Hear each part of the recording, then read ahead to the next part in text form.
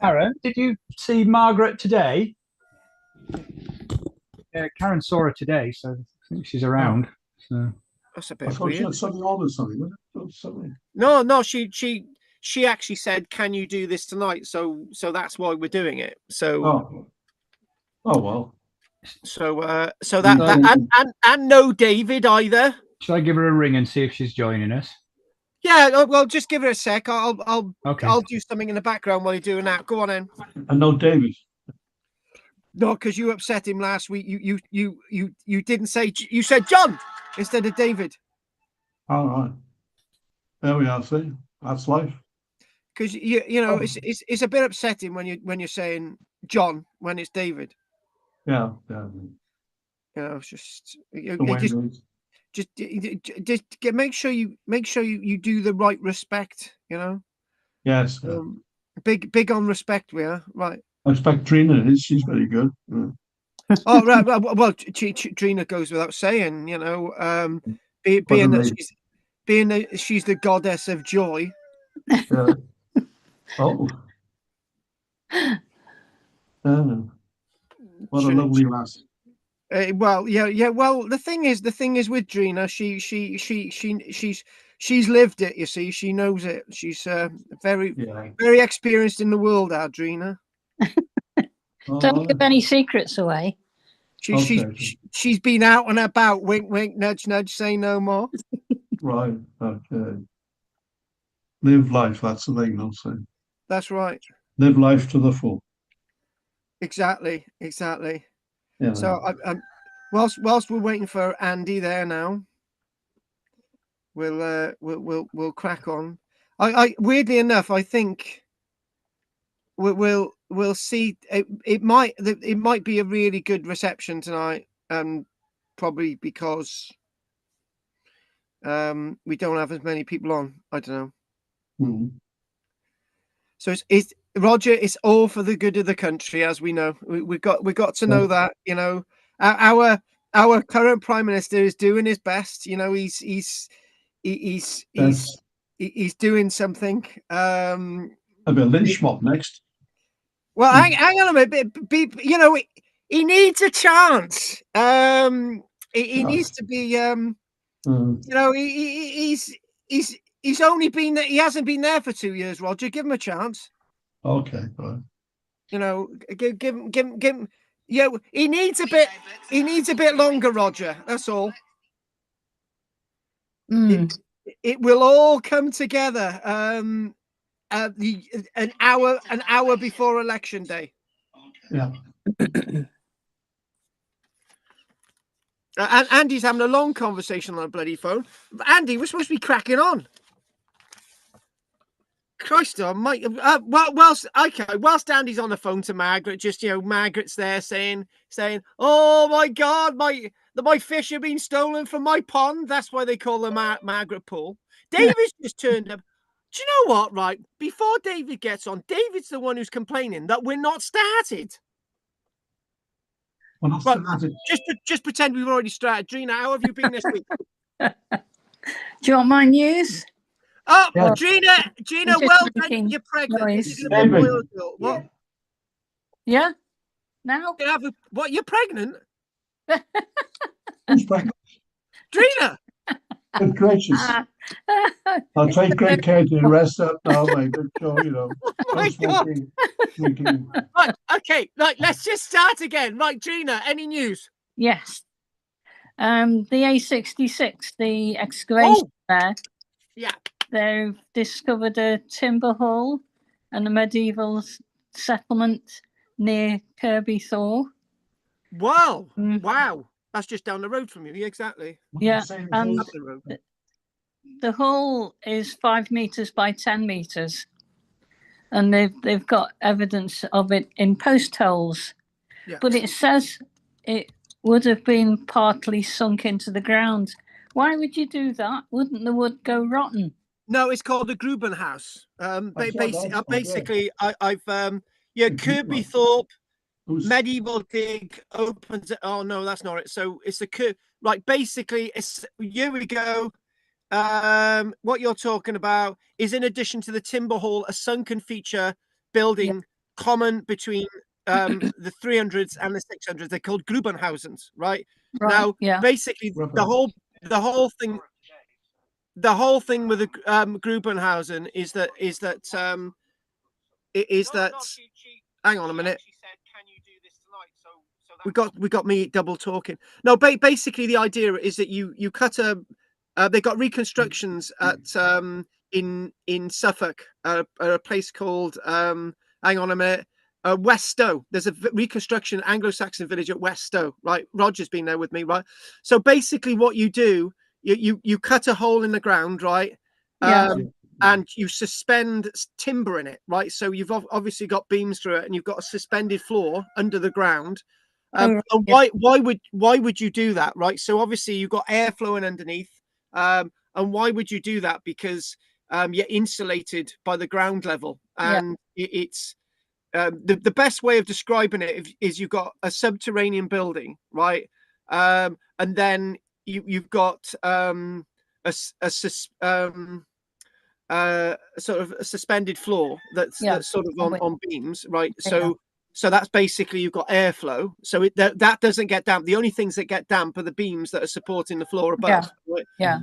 And then you've got earthen banks to sort of make up height level, and then from the floor level you're building up the roof. So in other words, and you're actually going down it going down into it by steps, right? Or even a ladder. The main thing, these are really warm structures. These are really sort of insulated structures. So in West Wales, we built a structure. We actually cut it into solid rock, and so Michelle started using it as a greenhouse. And the one thing about this is that because it's in rock and because it's in shale rock, any water that goes in there just drains away. Oh, right. Which is brilliant. You've got to have you only usually have Grubenhausens in areas where you've got sort of soil that can be easily excavated. But in our case, we went to the extreme and hacked out rock, but it's not the point. So there's another story about that which I'll tell you again. But that's what this is, and so that this is what they've excavated at. At the 10 meter by 5 meter timber hall, and usually all that's left is a staining in the ground. You see, So exactly is it again? This is Kirby Hall. This is in Cumbria. This is part of the A66, so this is not far away from Arnside, really, in Cumbria. So you're talking north of Lancashire. Lancaster, south of Carlisle, if that gives you an idea, Roger. All right, yeah, thank you. And sort of this side of the Cumbrian border from Yorkshire. So that's what we're talking about. Good description. Yes. Gives you an idea. Good. Anyway, thanks for that. That was nice. Thank you. Anything else from you, Roger? Roger the Dodger? No, nothing at the moment. No. And and David's name will remain the same because David Rogers sounds wonderful. Anything from you, David? No, sorry. No problem. What we're going to do is now Andy. No, I did kind of related. I was watching a documentary on they were excavating a crashed American bomber, but it was from the 1950s. But 1950s. Yeah, they discovered it on the border between Canada and Alaska, and it was a big bomber that was been carrying a nuclear weapon. And what the interesting bit was out of it is that they don't know whether they recovered the nuclear weapon or not. But it said, "Did you know how many nuclear nuclear weapons America has lost?" And I was astonished. It was 32. What? Right, that are unaccounted for. God. Thinking, what? So that was that stuck in my head this week. But and they're not little, Yeah. Oh yeah, I don't know what to say. I really don't. Margaret's struggling to get on, so I'm just trying to get her email and email. I've read her out the contact details for the link, but it doesn't seem to have got her in yet. So I will send her an email with it. Okay, please, So, please do, please okay. do, please do, please. Unless you want to just send her one quickly, but I'd have to look it up. Okay, fine. I'll be doing this. This seems to happen occasionally with everyone. To be honest with you, I don't know what it is. It's happens. Anyway, thanks for that, Andy. I've got this article. Oh, Margaret says can't get online. Watching you on YouTube. Well, she's on YouTube with us. So Margaret, I'm going to say Margaret's on YouTube. And Margaret, if you've got any questions, ask on YouTube. Right, so that'll be good. It's good for the algorithms of being on YouTube. She'll probably have loads of lunatics on there as well, but that's life. Margaret's in good company. So, sorry, Margaret. I can abuse her without her really responding much. So, Judith. No, nothing from me, thank you. It's all sounding good and clear. Oh, okay. What? Somebody's changed the thing for the what's it? For the what's it? The name. The spelled name. it right and everything. Exactly. Can I just mention one thing? I've just jumped the gun. So when you said subterranean building with this discovery at Kirby Hall, right? Yeah. Well, I've got a load of post holes in this illustration, but I'm really struggling with the subterranean bit. But obviously, what I've just said stands. Yeah. But we've got an image of this, so we're gonna go straight on, and then we're gonna go on to what we're meant to be doing. And it's Margaret's fault. She it's her fault what we're doing today. So we'll just try and I'm just gonna. All right, easy peasy lemon squeezy,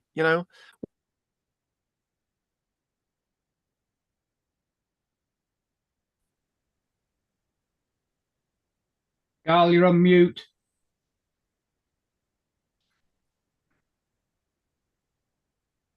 Mute. That's it. Right, good. Are we seeing the illustration? Yeah. I've sent Margaret the link. If you're listening, Margaret, I've sent you the link via your email. Sent her the link. Sent her the link. Good. Well done. So I just got into a diatribe about something then, but I can't remember what it was. Anyway, so this is the hall. Apparently, this is like being released now, and I do believe was it 15 meters long? It looks a bit longer than that. I can't. 5 meters by 10 meters. Okay, fair enough. It's pretty big. That's pretty big. Aerial view there. Can't really get an idea of scale, but it's interesting. What they've done with these, you can clearly see that all of these post holes and some of these little slots here, they've sectioned. So what you do in archaeology, you cut the ditch or the void or the context in half, and you take all the contents out and you analyze them and you get an idea of the depth. Then you can actually read the profile, you can get photographs, you can get an idea, and then you might sample the other side. So this is why they look like this. So if we go, we go 12th of May. Is it the 12th of May? Yeah. It must be the 13th tomorrow. So archaeologists continue excavations of early medieval settlement near Kirby Thor. I thought you said Hall. I thought you said Hall, but anyway, that's my fault. So on the A66 route, the Trans-Pennine project by Cotswold Archaeology, there it is, timber hall and sunken. That's right, the sunken feature building. And is that that's obviously Gina was killing two birds with one stone there. So there you go. Resumed in April. More excavations, topsoil.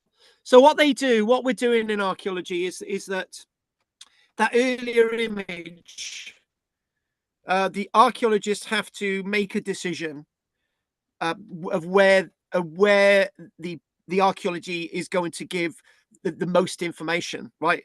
So what's happening is that there's usually a top layer of soil removed. Then the archaeologists scrape all that and everything's defined. And this is all part of development funded archaeology. So, there are time restrictions, and I don't know who's there. but I think Margaret's just turned up. So anyway, going back to this. So they just said it there. Sorry, they just said what I've just said there without me knowing it's there. So topsoil is being removed in stages using mechanical excavators while archaeologists examine changes in the ground beneath.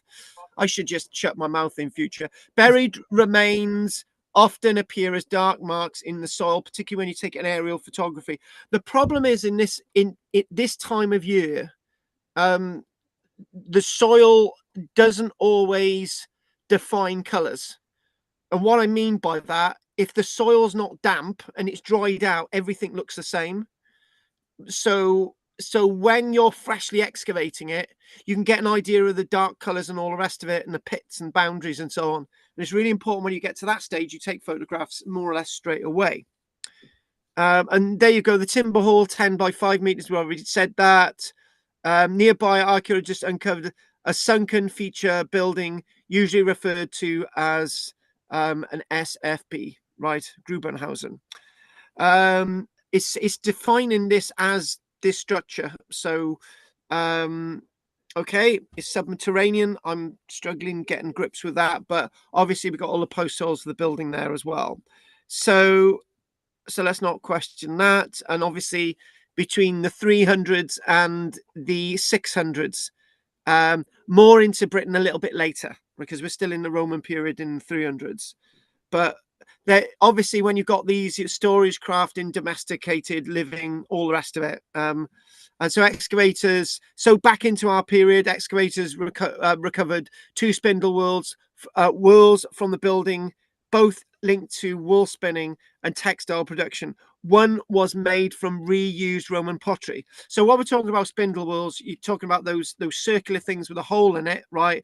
And what they're doing is instead of using pottery, a spindle wheels associated to give weight with the wool itself when you're spinning them. And basically it's easier to put a hole through a piece of pottery than it is a stone. So there we go. You know, and this is what we've got. So an iron knife blade was found, really interesting, sort of indicating farming. And one thing that I've got to say is that life back then is all in one, right? So when archaeologists make statements like it's saying here, you know, they were partly dug into the ground and may have been used for storage, craft work, and domestic use, all of that together, because everything's on top of each other with this world, because everything's together: animals, food, working, fires, warmth, storage, everything is usually in the same building, right? So you go Cumbria, and we got the sort of idea of Scandinavian Irish settlers. This quote here: so the early medieval period, 400s to to the 1100s. Usually when people talk, what does the early medieval period mean? That's something that I need to explain again. Years ago, when I was starting these classes, I used to give out a chronology sheet, and on the chronology sheet I would usually say, so the early medieval period, the dates were sort of flexible, so roughly I would say more like the late 400s rather than 400s specifically. But what it is, it's that period between the end of the Roman idea and the end of the Roman world, the end of the Roman influence, the end of the Roman raison d'etre. That's a nice way of putting it. Then what we've got is what happens next, right? And what happens next is the early medieval period is not broken. It doesn't break up into an Anglo-Saxon period or a Viking period or this and that. It ends in the south, particularly in Kent, precisely on the 14th of October 1066, right? In London, we're looking at coming into when London's captured. That's when the early medieval period ends there. We're now into the Norman period. The other name for the Norman period is the medieval period, right? And so the other name for the early medieval period, on the other hand, is the Dark Ages, right? See, I've got a little bit lost now, haven't I? Because I've got loads of different boxes opening. So let's just focus on, so So when it's saying 1100, so what it's not exactly accurate there. 1100. It's more like there's a period that's called the harrying of the North, which is a period about the 1080s when King William decides to, mind my French, kick ass in the North. Right, he's had enough of those Anglo-Saxons and all those sort of inbred native people and whatever. Sorry to use those terms. And then at that stage, coming up to when sort of the idea of Carlisle and that's being founded and all the rest, by AD 11, I think that's what it's trying to say. We're now into the medieval period. This is what we're saying. Wales itself, we usually take our dating exactly from 1066 because it makes it easier, because Wales wasn't totally conquered until 1283. You see the problem. So the word term medieval for us in Cymru Wales is like it ends 1066, right? And then you go into the new period, right? When historians talk in England, it's a little bit more complicated than that. In Scotland, don't even go there, right? So, and in Ireland, that's another kettle of fish altogether. And one term that, another name for the medieval period, not just the Norman period, the medieval period after 1100, is the Middle Ages, right? So when we went to school, well, some of us, some ancient people who went to school, like Roger and me, right? The period known as the early medieval period, I just got to the end of this. We still used to call it Dark Ages. So take those dates there, sort of AD 400, 1100, or whatever you want to make of that. So that period is also known as the Dark Ages. Judith is obsessed with the Dark Ages. Don't get her started. King Arthur, Judith, and sort of weird things falling from the sky. Judith knows what I'm talking about. But so Dark Ages. Now you want to know when the medieval period ended. So what happened? When did after 1100? How long did the medieval period last? About 400 years. And why is it 1485, Rog? That's when the Tudors came in. Ooh. And such a change in government and Navy and the rest. It was a total change of direction. Roger, here's a quote. On that very bloody day in August 1485. And that is the end of the medieval period. That's it. End. And you could, finito, it's end. And this is, I just say one thing before we finish on this bit, and I'll get on to what I was meant to be doing tonight in a minute. But one thing I'd like to say is I've just made it really crass and really sort of, me and Roger have just been really specific. Nobody woke up the day after the Battle of Bosworth and thought, right, we're now into the Tudor period. No. But for us historians and archaeologists, sometimes we need end dates. Because if we don't have end dates, we could say, oh, we got a bit of pottery here. That's it. So it's better to say we've got a bit of pottery here that's medieval. We've got a bit of pottery here that's Tudor. We've got a bit of pottery that's early medieval, right? We've got a bit of pottery that's Roman, right?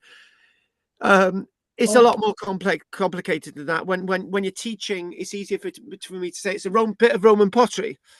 But then again, who's making that Roman pottery, right? Are Romans making that Roman pottery, or are local people making that Roman pottery? The answer is, when I say we've got a piece of Roman pottery, it's made in the Roman era in Britain. 99%, well, not 90%, 99%, probably about 90% made by a local person, right? But we call it Roman pottery, or Roman era pottery, as I like to call it, right? So the Anglo-Saxon pottery, now that's really interesting. We've got at Kirby Thorpe, right? Not Kirby Thor, Kirby Thorpe near Leicester, right? They've got a lot of Anglo-Saxon pottery, and I actually did a postgraduate my postgraduate diploma on that stuff, right? And it's a really fascinating lecture, that actually, which I could give you one day, right? Maybe I might chuck it in one week and not do the Romans for a change. Anyway, this is Gina's fault. We're doing the Anglo-Saxon. So instead of being mainly Anglo-Saxon, this is the point. That's the point I was trying to make, that across Britain, there's lots of different things happening. There are native Britons, there are Picts, there are Scots, there's Anglo-Saxons, there are Vikings, there are Franks, there are Jutes, There are weird people, right? There's loads of things going on. And Germanic people that we can't even give names to. And even a few Roman people would have continued on as well. So there we go. This diversity is often visible in the types of features archaeologists find. That's a really good thing that I've just done then, sort of putting it all there. So there we go. It's sort of similar timber halls, spindle whorls, and sunken features at other localities associated with this project that they're talking about. Kirby Thor there, not the Kirby Thor I mentioned, Thorpe. And again, we're talking about wider settlements, isolated building instead of isolated buildings. So we've got these wider spread settlements, just individual structures. And they're sort of saying about the Roman Britain and so on and so on. And there we go. The place name Kirby, BY, interesting. Norse influence. That's where the BY comes from, derived from Old Norse. It means village with a church. Okay. So by is a village, Kirk is a church. That's basically it. Actually, Kirk is a term that I actually find a lot in Scotland. Yeah. For example, Orkney, when we got a kirk, which is a church. So Kirby and Thorpe. If we go to Leicester and Kirby Thorpe, right? The Thorpe refers to a second generation of settlers rather than a Kirby, which is a first generation. Kirby Thorpe is a second generation of North settlers. We've gone off on another completely different subject there, right? So what I need to do now, we need to get off that, and we may be going to we're just going to introduce who did we have in late there? Margaret, do you want to say anything, love? No, it's too late to say anything now, isn't it? I've missed the boat. No, you haven't missed the boat. It allows me to put my underpants on, and whilst I get stuff done. So have a chat with everybody a minute. Did anybody see the program about the Hittites last night? Oh no. Oh, it was really good. What was it on? I can't remember. Channel 4 maybe, I don't know. Oh no, it was on a BBC channel. Could have been BBC One. Oh, it was really good. Yeah. Good, thanks. I could go on and on and on, but I won't. You'll have to watch it. And talking about going on and on, we had one of my followers have been following me on YouTube for like yonks, years and years. He's called Andrew Melville, right? And he said, oh, by the way, Carl, I'm popping over to Pompeii, right? Is there any photographs you want? And he made us a little video for us all to watch, right? It's just a few little images, right? He's put some music with it, but because of copyright reasons, I can't play the music. But I can certainly play the images and stop and start them. And there's actually some really nice images associated with Pompeii with this. So I'm going to hopefully try and get this to work. So thank you, Andrew. He said, he gave me special permission, right? He said, particularly Drina needs to see this. And I thought, right, that's nice. So what we're going to do, am I sharing? Oh, I'm already sharing, right? Well, am I sharing this? Yeah.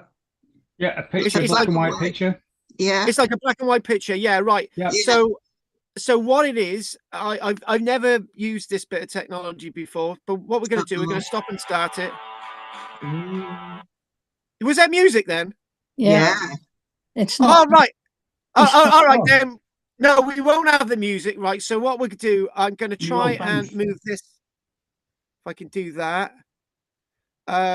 So obviously, so what we've got, we basically showing the groves, and there's a cat. It's like my Marley. It's like my we've got a black and white cat. He's Marley. We love him to bits. And one thing I think what we can see here is sort of off the road image, and we've sort of got a nice collection of stone. And look at that there. We've got a nice bit of volcanic stone here. Lots of local stones, lots of tile. A little bit of a niche here, sort of in an everyday building at Pompeii, and typical railings to sort of what, you know, all these little nooks and crannies. And interesting enough, looking at an image like this is what I wanted him to do, is to take some photographs of some strange little angles, again associated with this wonderful site of Pompeii. And unfortunately, what happens when most people go to Pompeii, they stick on the tourist trail, but there's 2 or 3 images with this sort of little video that you're not going to see, right? And I'm really pleased that he actually he brought us that. I can't get it any bigger, right? And what's going to happen is that because I've got this little thing at the bottom, right? We're going to lose. And look at that there. When you go to Pompeii, one thing that people actually take typically photographs of roads, and all the rest of it. So you've got a really nice rut there, and I'm gonna go on a limb. This is limestone, I think, but that's typically limestone here, but I think this is more volcanic type rock, because if you look, you can see the cooling holes, the vesicles in it. I'm not really an expert, so I'm just jumping in there, but you can get an idea of the rut there. And when, again, back to that other image there, I just want to show you something that I wanted to say, that when you look at that, that is clearly a structure that's been built and rebuilt and rebuilt and rebuilt, right? You can clearly see that, because you've got, when Andy knows this, when you're building a building, right, you go to a builder's merchant, and the builder's merchant delivers a load of bricks, right? Or the builder's merchant delivers stone, right?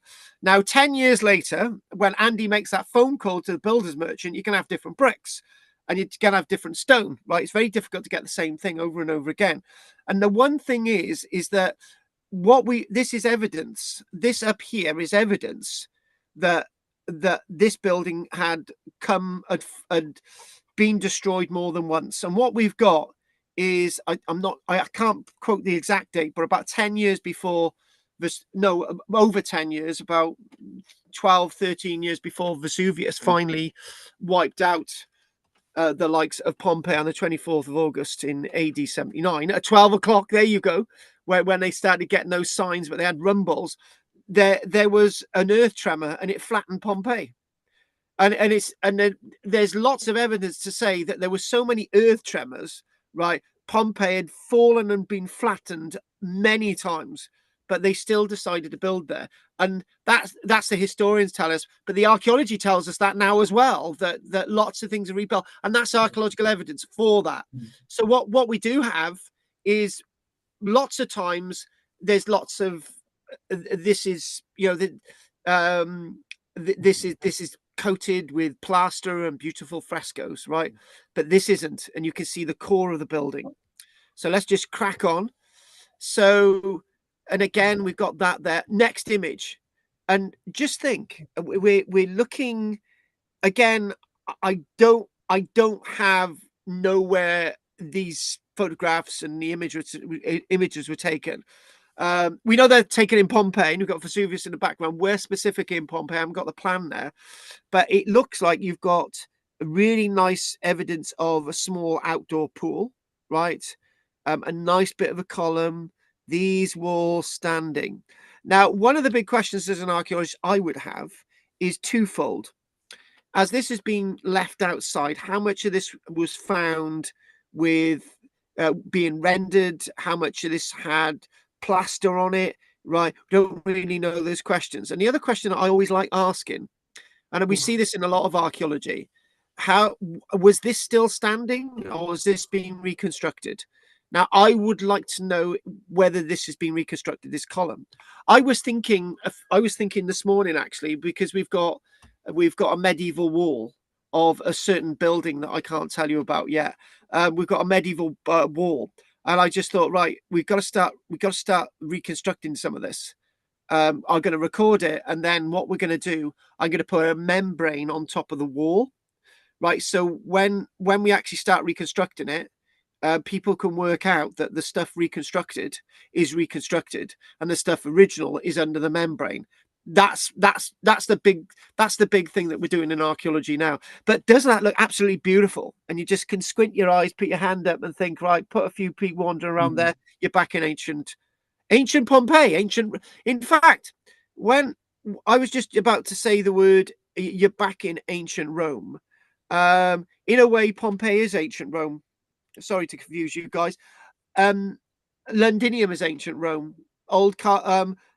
Carlisle, Roman Carlisle is ancient Rome. Roman Lancaster is ancient Rome. Lincoln, that's ancient Rome. Pompeii is Rome. Pompeii is ancient Rome, because everything, wherever you are, is a bit of Rome, and that's basically what it is. So Vesuvius in the background, you can see some of the unexcavated stuff. You squint your eyes, you can see that. Really interesting sort of little bit of an image, that. And oh, look, now you can see that there, you've got the nice bit of Corinthian type column, right? Corinthian type column. But can you remember when we mentioned a little bit about Pompeii? Pompeii has its own building styles, right? And you've got some strapping on that column over there. And obviously the one thing that people don't tell you about Pompeii is that there is and I think that is actually a concrete beam, to be honest with you. One thing that they don't tell you about Pompeii is that Pompeii is still affected by earth tremors today, right? Vesuvius might go up again, right? And that's a fact, that's a reality, right? We don't know, right? There's all these earth tremors, and sometimes some of the bits of archaeology that they see at Pompeii have to be rebuilt again. So they're rebuilding and rebuilding. And in a way, when the archaeologists are rebuilding Pompeii, they're rebuilding Pompeii that the Romans had rebuilt. But it's always good to know what we've rebuilt in the modern age. And it looks like this itself, you can see all the pitting on the surface here. Whatever stone this is, I can only assume that this is a type of marble, but it's not. It looks vesicular like, it looks volcanic like. So I'd need somebody to sort of tell me on that one. But styles wise, you've got sort of a little bit of canthus leaf. There's a canthus leaf associated with the Corinthian columns, which was the Roman style. So before that, you've got the Doric and the Ionic, which is sort of, Doric is ancient Greek and sort of Ionic, sort of Greekish, sort of whatever, and Corinthian sort of being the Roman style. Let's look at the other image. Again, looking at that, one of the things, obviously, we've got sort of a shrine-like landscape here with a nice marble sort of plinth, right, with some figures on it. And one of the things that I used to argue with Pompeii years ago. So if I ever won the lottery, Roger, or Roger gave me all his money, I would buy Pompeii and I'd put a huge dome over it, right? And I would bring all the artifacts that had been found at Pompeii back into the site. But it's good to see that you've got a site like this where you've got some marble on display with some figures and some carvings, and obviously getting an idea of the backdrop of, you know, when you're looking at these images, it's almost like it's like a little bit of a mystery tour, which is sometimes good because I've never seen this particular image before. And again, this is that street.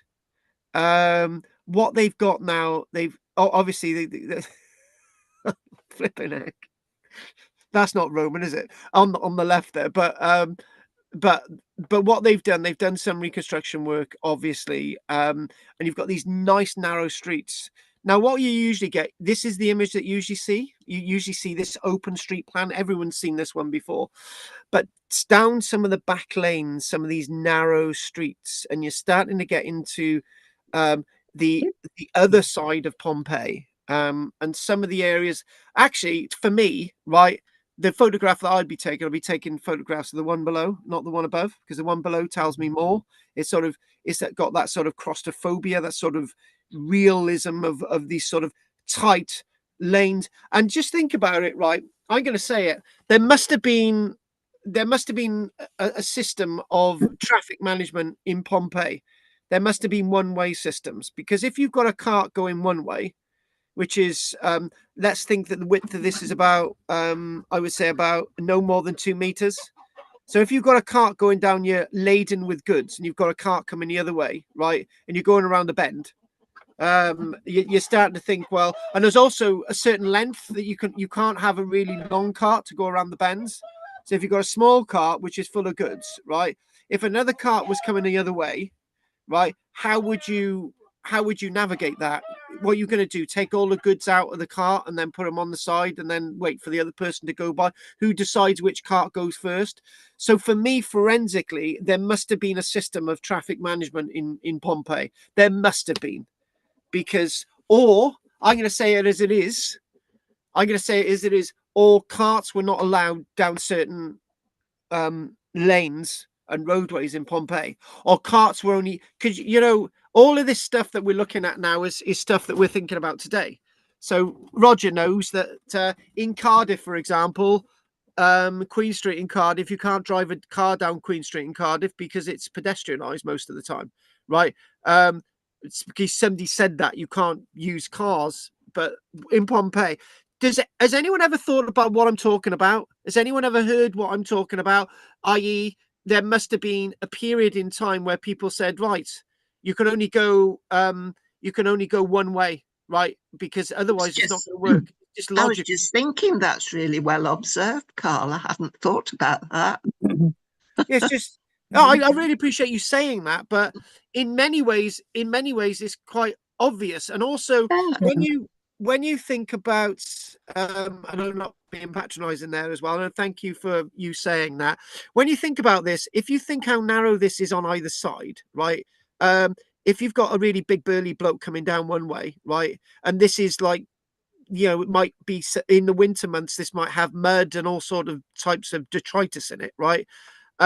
So do you walk, this is the same, do people walk on the left? And so they head this way, and then people on the right head this way. So there's got to be a way of managing this, because it doesn't, even when you look at the image above, right, it's not a very wide path. It's not a very wide sort of pavement, is it, when you think about it? Can I ask something? No. Yes, please. No, I'm thinking about walking in the sun. Must be like, Pompeii is so hot you can't believe. If you walk in the shade, it's going to be much better. Would a narrow road create? Certainly would. A wind? Yes, you would. Yes. Would the high walls create more shadow?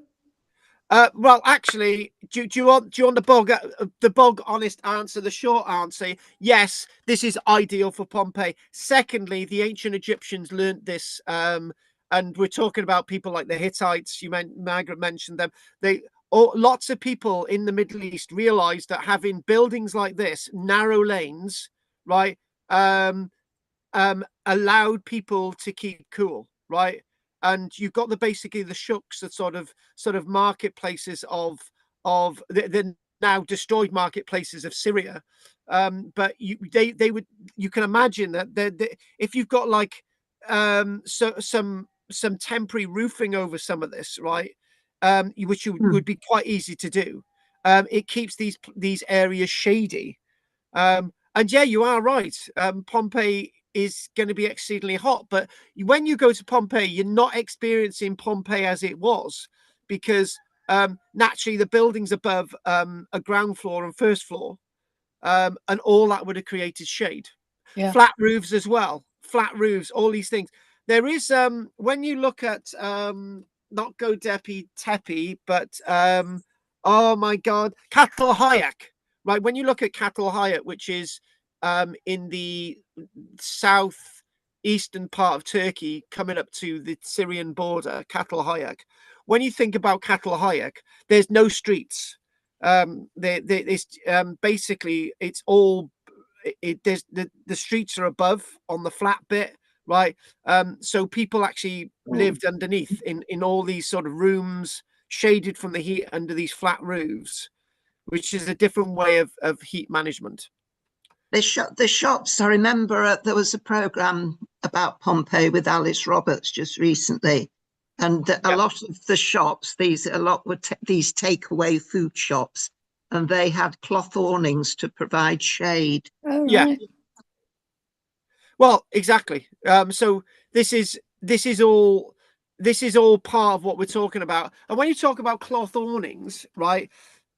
If you think about the Colosseum itself, you can imagine that the Colosseum is going to be bloody hot in the summer months. Okay, any amphitheater, whenever you look at reconstructions, even the likes of Chilean Amphitheatre, even the likes of the Diva Chester Amphitheatre, what you see is cloth awnings to keep all the audience cool, right? So you always see that in reconstructions, but I think it's probably wrong in Britain. You need cloth awnings. You need a lot more than that if it starts raining, right? But obviously, cloth awnings for the Colosseum. Basically, I can see it now in my head when they've done reconstructions like these great epics.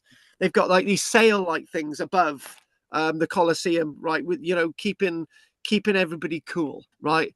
But when you think about it, it's a lot of investment to do that. But obviously, keeping people happy and sort of and also when you think about the Colosseum, you don't want people disappearing.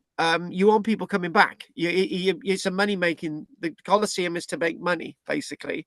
When people talk about the Colosseum, they don't think about it's like a great building associated with the Emperor Titan, and you don't think you think of it like as a place that is to make money. At the end of the day, the Millennium Dome in London was to make money. That wasn't there the Millennium Dome in London wasn't there to celebrate the millennium. It was to make money, because afterwards they think, oh my God, we spent all this money in it and we've made no money. Can you remember all that? Right. So all these big buildings to make money. So you've got to try and keep it, particularly in Pompeii, back to the subject, you've got to keep people cool. Right. And that's a really, really powerful point. And you're only seeing that in these images. When you look at that there, you can see the shade, right? You can see it. I can imagine. I can imagine me just sat there with my back against the wall, right? Talking to people. I could do that all day. And swatting away the mosquitoes. The mosquitoes don't like me.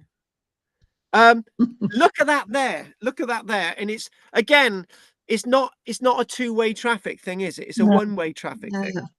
Because perhaps it was police, but perhaps they had like policemen organizing the traffic. You've just actually mentioned something, right? When there was the Romans had a fire service, right? And they had the police service. They're the hospitals, right? We know all that, right? Some people don't. But if you've got an emergency and there's a building up in flames, the last thing you want is carts in the way, and the last thing you want is carts going the wrong way, right? You've got to be able to go one way. And if there's a fire just up there, right? So if they must have had a traffic management scheme. They must, right?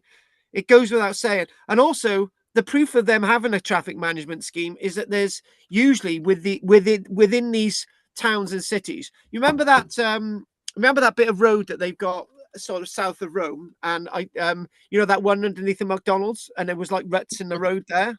Well, if you've got ruts in the road there, it's one way. Yeah. It's not two-way traffic, it's one-way traffic. End of story, right? You can see that there's other sort of things going along there, just a little bit there, but there's nothing really here. And you're just thinking, and also it's standardized traffic, right? So this is interesting, right? When you think about modern vehicles, most of our modern vehicles are a certain width, right? And I know Andy probably comes across this. He's doing an emergency job, and you've got this massive 4x4 in the middle of the road, right? It's a bit too bigger, right? But it's not that much bigger. It's only inches bigger, right? So we've got standardized vehicles in this country, right? That can go on ferries, that can sort of drive on our roads. If you've got a vehicle that's massive, a wide load. When you don't have wide load, normal everyday vehicles in Britain, right? Because it's standardized, and this is exactly the same as Roman vehicles. We love that surface there. So my witch has arrived back. I really like this image. You squint. If you put your hand on the screen and you look on the left, it's almost as if you're in a Greek village, right? On the left, right? Obviously, it's ruinous on the right. And obviously, you've got the curbstones here. We haven't lost too much detail here. You've got the curbstones. And interesting enough, when Andrew went there, there's hardly... Have you noticed there's... 1 second. Michelle, I've already fed him. Don't need to feed him again. Right. So basically, he's gone there on a very quiet day. Sorry about that, folks. He's gone there on a very, very quiet day. And you get these really, really nice images, as you can see. But one thing that you do see at Pompeii, and this has been quite stark for quite some time, is some parts of Pompeii that they've excavated have become overgrown. And they're trying to do something about that. So if I ever had any money, I'd write to the Italian authorities and I'd say, right, me and Drina and a little bit of a gang are gonna go over there and we're gonna do some weeding. Right, we're gonna get rid of all this stuff, right? Drina's with me, right? So's Margaret. We're not taking Roger because he's annoying, right? But but Andy can't go because he's got to save people out at sea. Judith is going because she's had enough. So I got some women coming with me. But anyway, the point is that this is the thing with Pompeii. On the left is typical Pompeii. On the right, bit ruinous, and there's plant growth, and this is sometimes that I get a little bit upset with. And can't see. Oh, hang on a minute. It's just started playing. Right, hang on. There we go. We got that there. So, oh, hang on. It's not letting me stop it. Stop it. Right, stop. Right, so we obviously got the little bits of the building at the bottom, and because of this bar, hang on, can I do that? No, it's not letting me do it. I'm just trying to find some other way. No, we got that full, but right. Anyway, so obviously alongside the roads, you've got these water troughs, which isn't new. In the modern day and age, you obviously got these water troughs along the road. Lots of them are marble, and you know some of them are solid units. Some of them are 4-piece units. Some are actually water fountains, as I sometimes describe about the water fountain that used to exist in Carlisle. Can I just make a point here? When we look at Pompeii, there's so much in just Pompeii. There's more archaeological evidence in Pompeii than in the whole of Britain for the Roman era, and that's a fact, right? That is an actual fact. But does it make our Roman archaeology anything less in Britain, as Leonard Cottrell used to write in the 1950s? No. But we've got a different type of Roman archaeology. We've got a different type of Roman era. We've got a different type of Rome. So I'm liking this. And what we've got as, again, the bar at the bottom, but you know, that's that. So what we've got this sort of really narrow sort of lane here, back lane, and we've got this sort of open. This is the forum area at Pompeii. And again, one thing you can clearly see is lots of little bits of marble, lots of bits of stone. But you can clearly see this here, right? Marble, brickwork, marble, brickwork, marble, marble, marble, marble. Is this reconstructed up here? It probably is. Because what's going to happen is that the earth tremors are going to hit the forum before we ever start, right? And one thing that people talk about when they talk about Pompeii is that they talk about people were trapped, they couldn't get out. Well, if you've got narrow lanes like this, right, and just one of the walls collapsed, you're stuck, right? If you're in the forum area and everything's collapsing, you're dead, right? So you're not going to be able to go anyway. So you're not going to be asphyxiated by gases. You're going to die, right? But the point is that this is you get these lectures and nobody really explains this. So you get this tile here and you get the marble. That's because this has been reconstructed. Not in the modern day and age. I will make that clear, right? Or maybe it was, but usually what we do see actually contemporary with the Roman era is that when they do get earth tremors or the marbles failed, right, they do build it up with brick.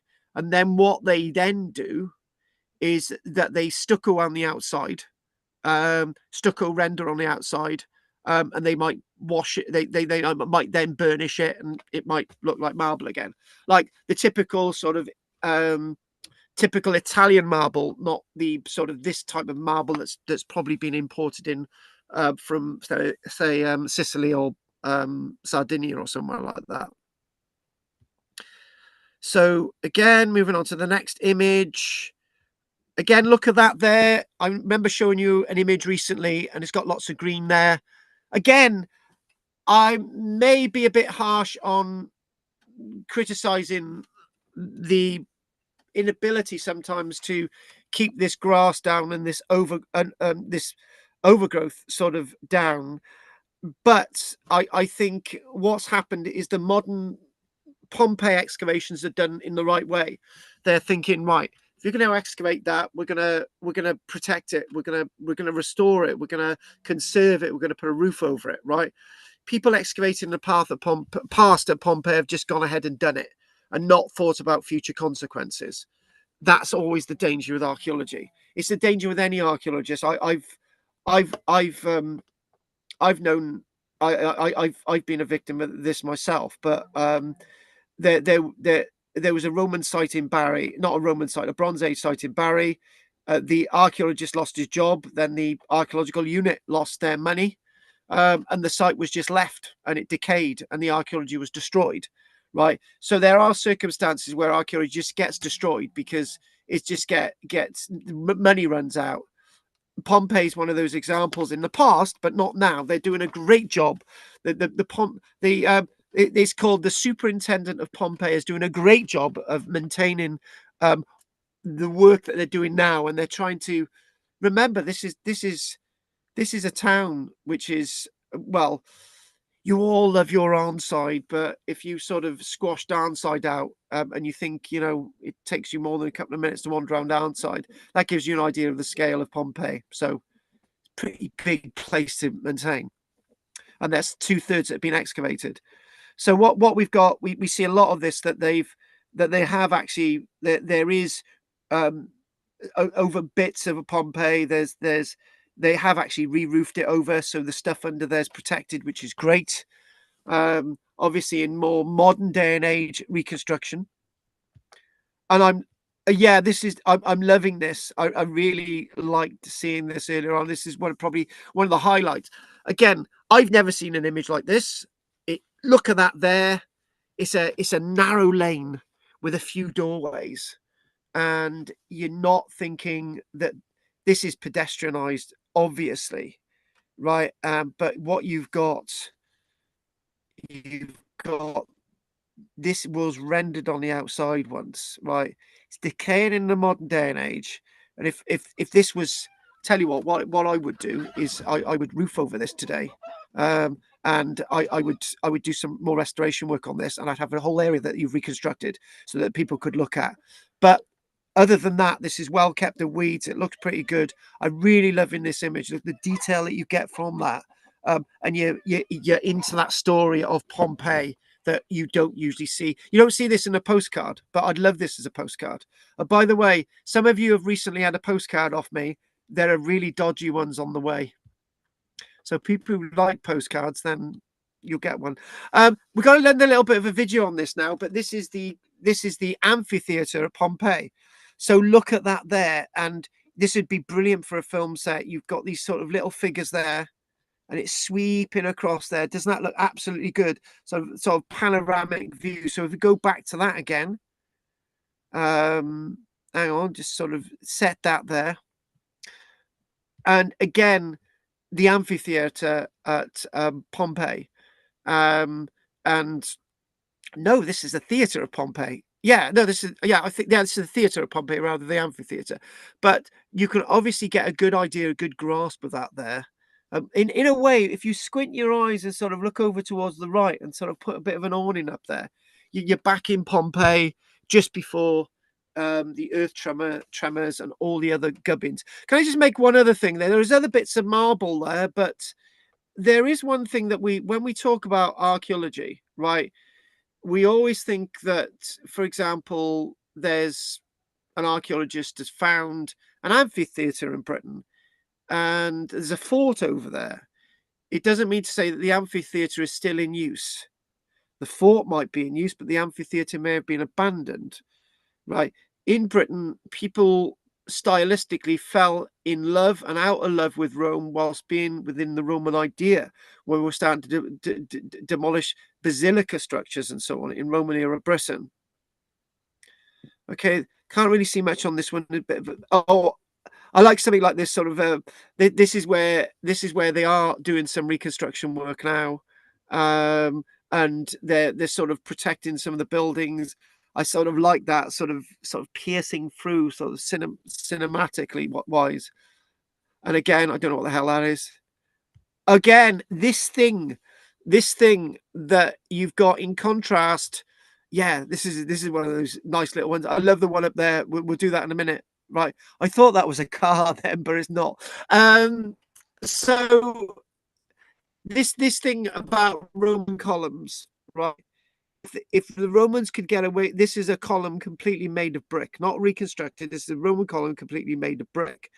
So you've got the sort of flute work on this column over here. That looks like it's been reconstructed. You've got a bit of modern sort of cement in there.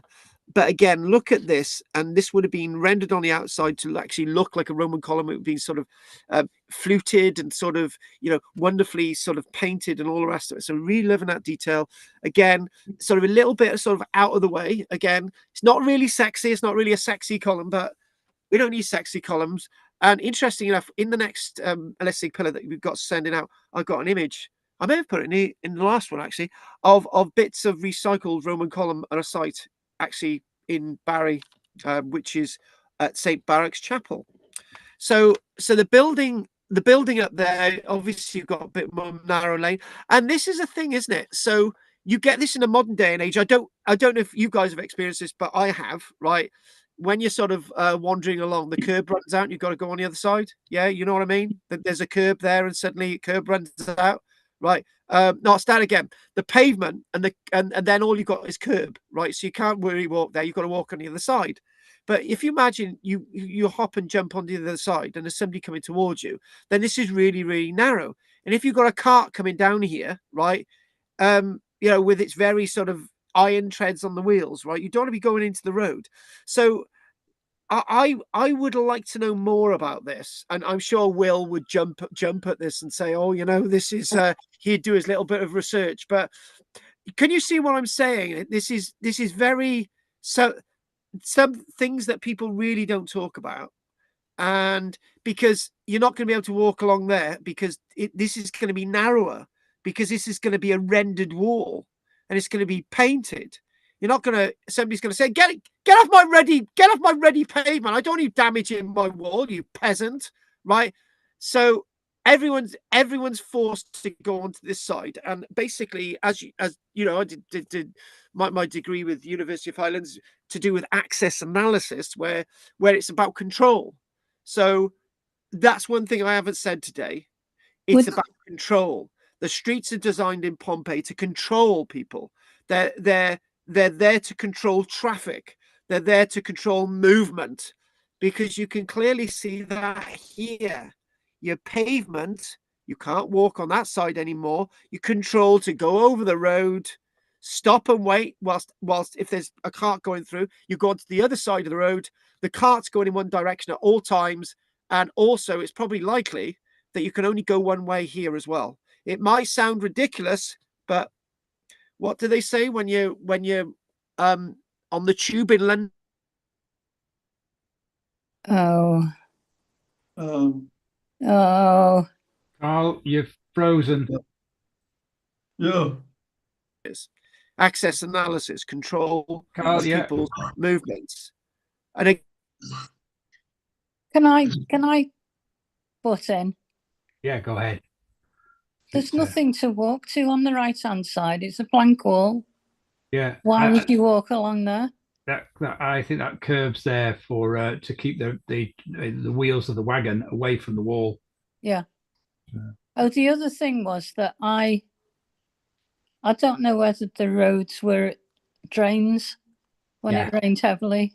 Yeah, I think that's why so they're higher. The curbs are quite high, aren't they? So they it must have had and the a lot stepping of rain. stones. Yeah. Yes. Yeah. They had like stepping stones going across for pedestrians, didn't they? Yeah. And you wouldn't need them if it wasn't muddy and horrible. No, well, quite. Yes. Yeah. Have you been, Drina? Yes. A long time ago. A long time Lucky ago. you. Oh yeah. I couldn't believe it. You go around with your mouth open and think, I bet you do. When did you go? Oh, it's been a long time.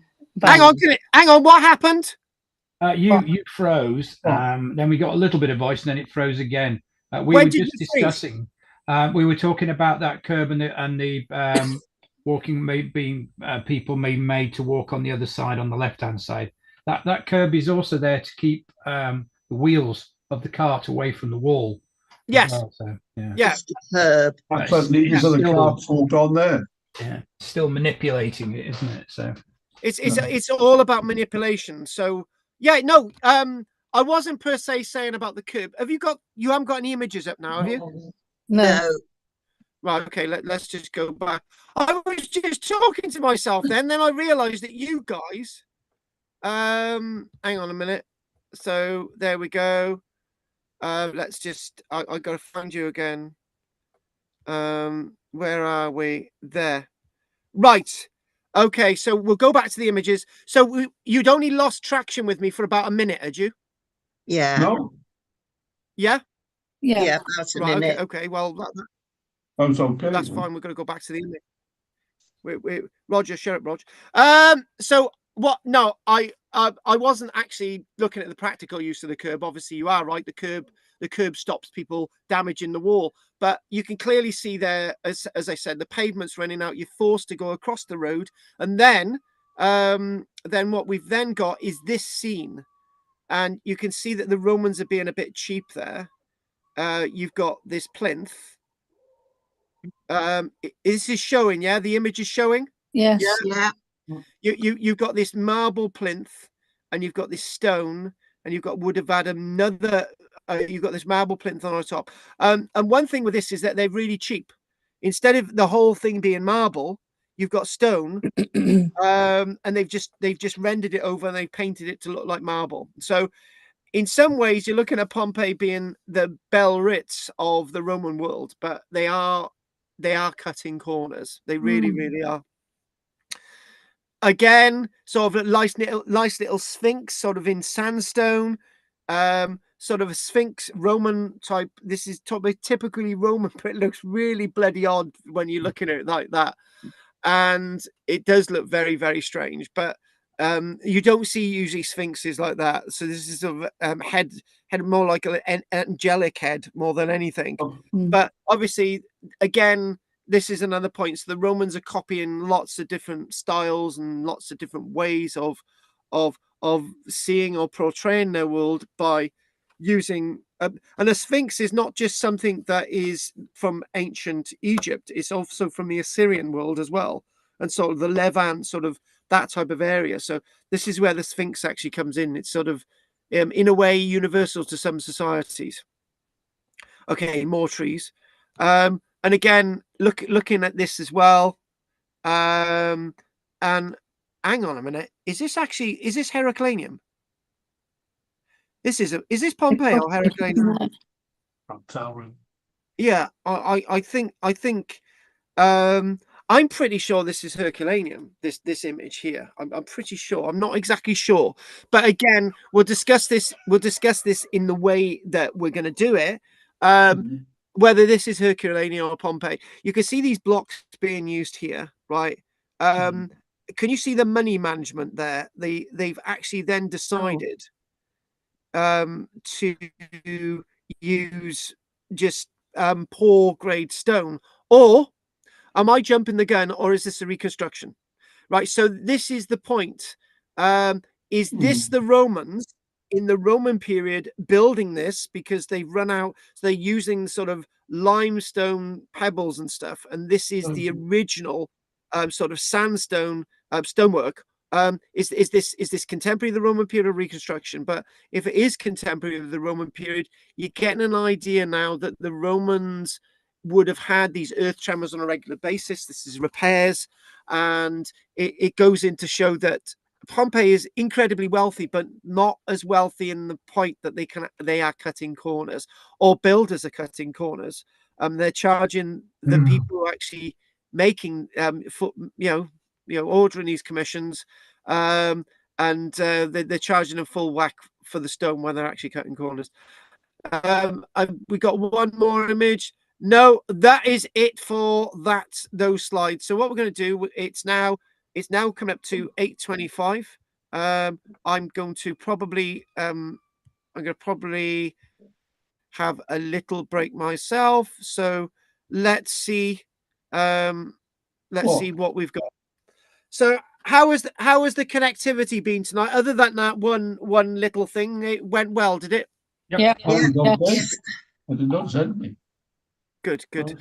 Roger didn't even notice a change. No. So in other words, I won't ask, and I'll ask Andy at the end, because Andy's eating. So we're gonna find out.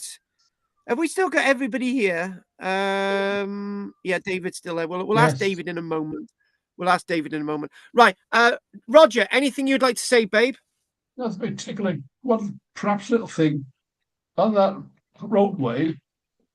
You mentioned that walkways beside. Perhaps they're meant for people who are leading the carts down the road, not just pedestrians. If you see what I mean, it's not like a canal, but where the. Oh, hang on a minute. Hang on. We Roger, don't say a word. We cannot do this without I am loving what you're saying. Right. Yeah. I'm gonna say like a canal. Right. We're gonna have we got this image back up again? Yeah. No. A black space. Black space. Yeah. So what we're gonna do, actually, you can see it from right now. Actually, do you know what? Right. Can we just Roger, do your point now. Just do your point and see where we go with it. Make my point again. See? Yeah. Well, as I say, the cart leaders perhaps would lead the carts walking on that sidewalk type thing, out of the way of anything running down the street. And perhaps they were walking more out of the way of the main roads because there would have been contamination down there anyway, apart from wet days when it would have been mucky. Just a thought. No, actually, right. When you said, I think you said like canals, but not like canals. I think you are right. It looks right. It looks very canalish, right? Because because Roger knows what I'm talking about. When we go in Cardiff, for example, there's lots of bits where we used to have canals, right, and they're filled in. Yes. And you can clearly see where the canal was, and either side there's like a walkway, right? Yeah. I know what Roger's saying, and it reminds me of that now. And it then it's very pertinent about who's actually using this. So if it's an oxen driver, and I've got another thing I want to check out as well. So if you've got an oxen driver, so the oxen driver can only use the left-hand side. He can't use the right-hand side because it's just a curb, right?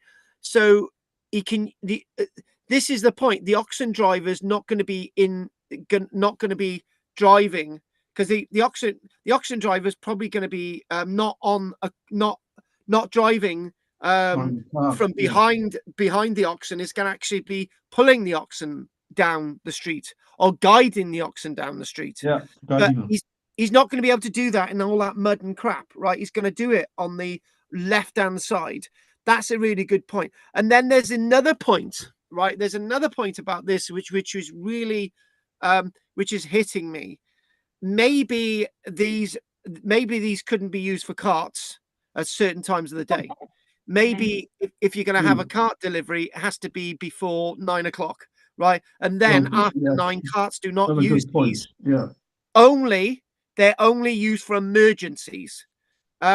So say, for example, you've seen all those films about Rome, haven't you? So there's a chariot rider, not a chariot. There's somebody on a horse trying to get from one building to another, right? So so if you've got somebody trying to get a message to somebody, and this whole road is cluttered with carts, nothing, you can't get any messages through. So it would make sense that after certain times of the day, these would be kept clear. Nobody could use these, right? And that would make a lot of sense, because if there's a fire, you got the forefront of the screen. If there's a fire at that building over there and there's a wagon in the way, right, you're not going to be able to put it out. But if there's no carts there, you're going to be able to put that fire out. So, sure any back lanes were there? What we said this is a back lane, right? That is a back lane, right? So maybe this is for pedestrians, and the roads are actually for movement of carriage. Yeah, something. Sorry, go on. Sorry, I'll just finish my point. Can you see what I'm saying? There's a lot, and also when you do go to Pompeii, there's a lot of differences with lanes and walkways and alleyways. They're all different. In a modern day Britain, everything's standardized. What we're going to do, we're going to go off this now, and we're going to have Gina. Do you need this image when you do your point, or do you want to get rid of it? I just want to get rid of it. If the roads are used, if the roads are used for drainage, right? Wouldn't they also be used for washing the muck that comes off animals pulling the carts? Because that must have stunk to high heaven in the sun. Which would be somewhere else, I guess. The problem is water down the road. Yeah, the problem is what we've got twofold. The first thing is that we do have lots of drains in Pompeii, right? So other parts of Pompeii, not the ones that we've seen, other parts of Pompeii, you've got little holes in some of those curbstones, right? So that's where all the liquid goes. But when you think about it, if you're using the drains to wash away all this animal dung and stuff, they would soon get blocked, right? They would get blocked. Yeah, they would get clogged, and it would be. And the thing is, because in the summer months, because water is going to be really, really precious, it's a valuable resource to use. To wash down the streets. So when archaeologists talk about I think didn't we have a piece that they had evidence to say that there was certain levels of detritus in the mud on the roads preserved before it was covered by the pumice. I'm not exactly sure. Maybe that's a question we need to look at. But I can imagine that these streets would have needed to have been cleaned by hand on a regular basis. For example, right? For example, in West Wales with the sheep, right? I'm having to go out on the fields every day collecting up the sheep shit, right? The sheep manure, right? I'm having to collect it with my little collection tongs into a bucket more or less every day now, right? Because it's too dry, it's not breaking down into the soil, and it's becoming a hazard for the animals and everybody walking on it. And this is just, I've got 20 sheep, right? And I'm having to do it every day. What about a population of 10,000 people and all their animals? You could not allow this to build up. Even after a couple of weeks, the road would be a thick layer. You'd have to clear it. If you didn't clear it, then no Pompeii. No, it's a fact. I know it's a fact. It's a fact. Right. So okay, we'll ask wonderful David, because just in case David wants to go, because it's 8:30. David, anything you want to say? No, thank you. Are you staying or leaving us, David? Leaving. Okay, I'll see you soon. See you next week, David. Good to see you again. Bye, David. Night, David. You know what? You guys need to get together with David one evening and just to sort of all meet at Andy's place. Andy, you'll have to book the table from Karen one night. I know she's not going to be happy, but get your table in your living room and meet up. He's been told. Right. Right, we've done Gina, I think. Anything you want to say, Margaret? They probably had slaves cleaning up the horse dung every day. Oh, right, yeah. But why use slaves? I tell you what, right? Because they could. No, hang on a minute, right? Hang on a minute. That's a valuable commodity. That's a valuable commodity. I wouldn't want slaves doing it. I'd do it as a job. And no, I'd get a slave to do it. Well, I tell you what, your slave can get up my bloody way. I need all that stuff. I want to sell it to the farmers on the fields. I want it. I'm sorry. No one would be collecting it for me, not for himself. It would be my slave, and he'd be collecting it for me. I'm sorry, you don't have the right to use your slave on the town roads. I've got the contract to clear these roads, right, for the farmers. It's my shit. Yeah, and you need, if it's horse particularly, you need to let it break down a bit before you use it. It's too rich. Are you in the horse dung union? Yeah. Yeah. We used to collect in the 50s for the allotment. Well, I'm in the general crap on the road union. Do you know what we could? My God, that's a whole film script, right? A film script. We'll call it the dung collectors.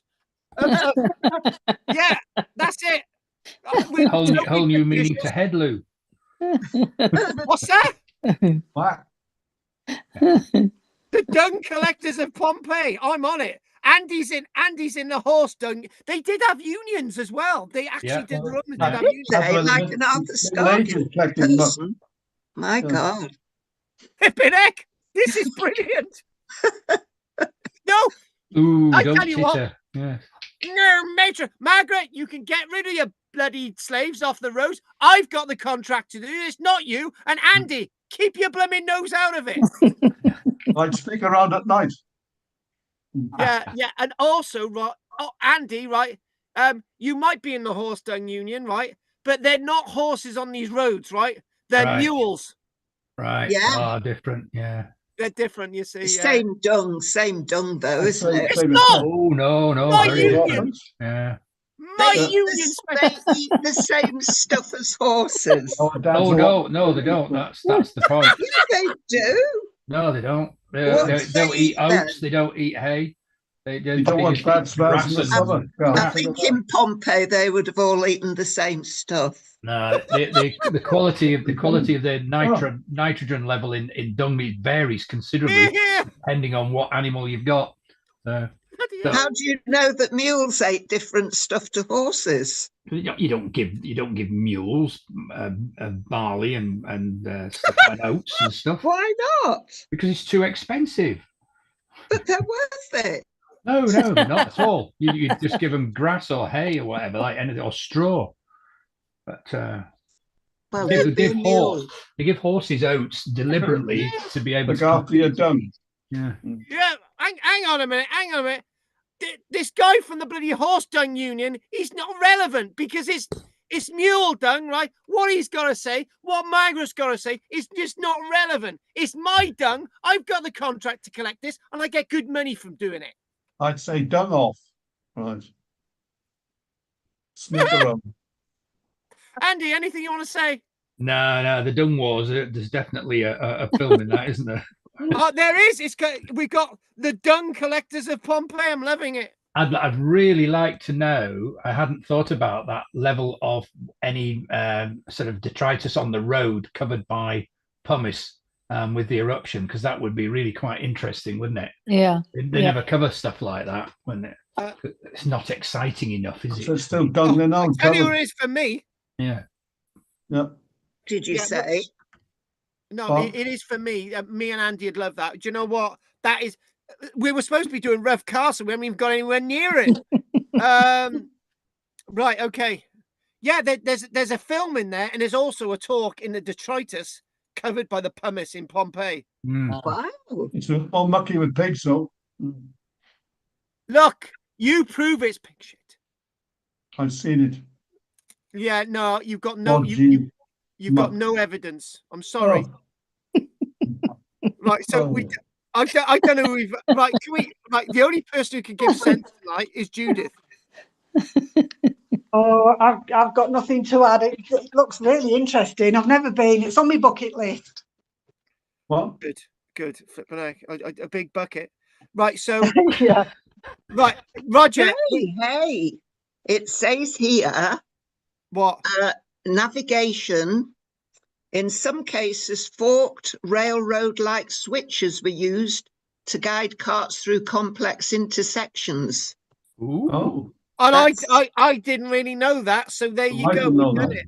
That's quite, like tramways. Yeah. Righty.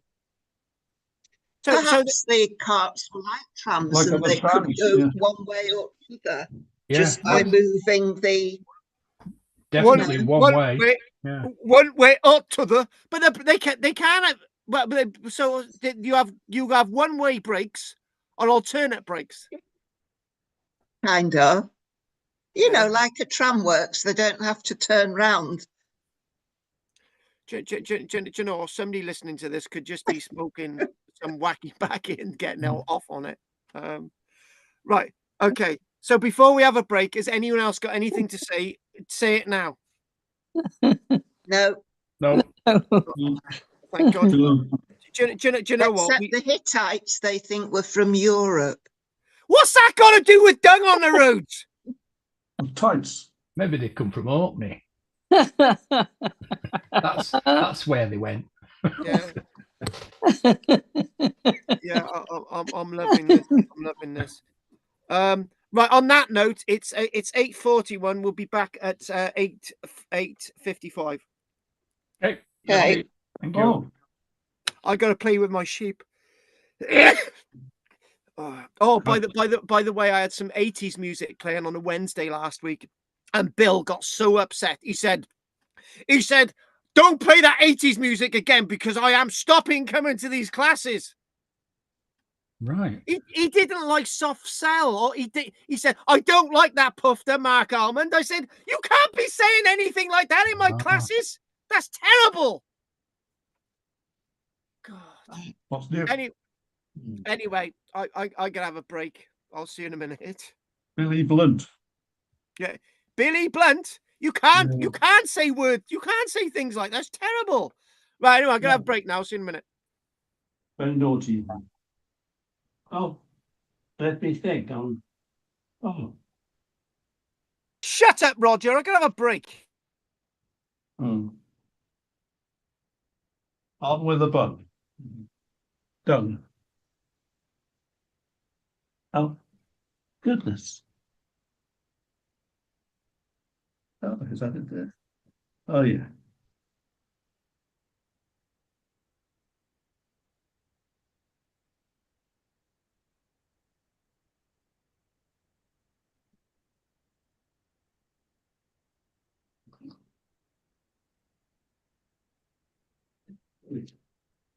Secrets.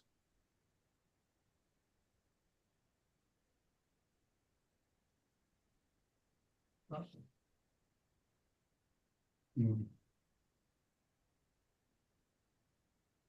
Oh.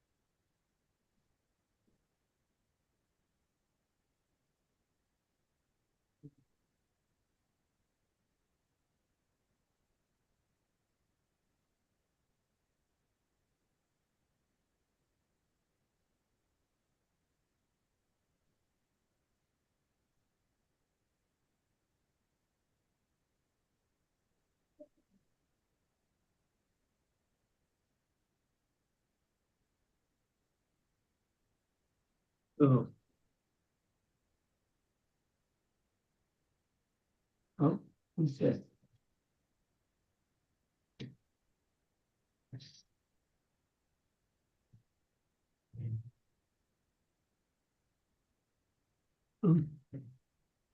This.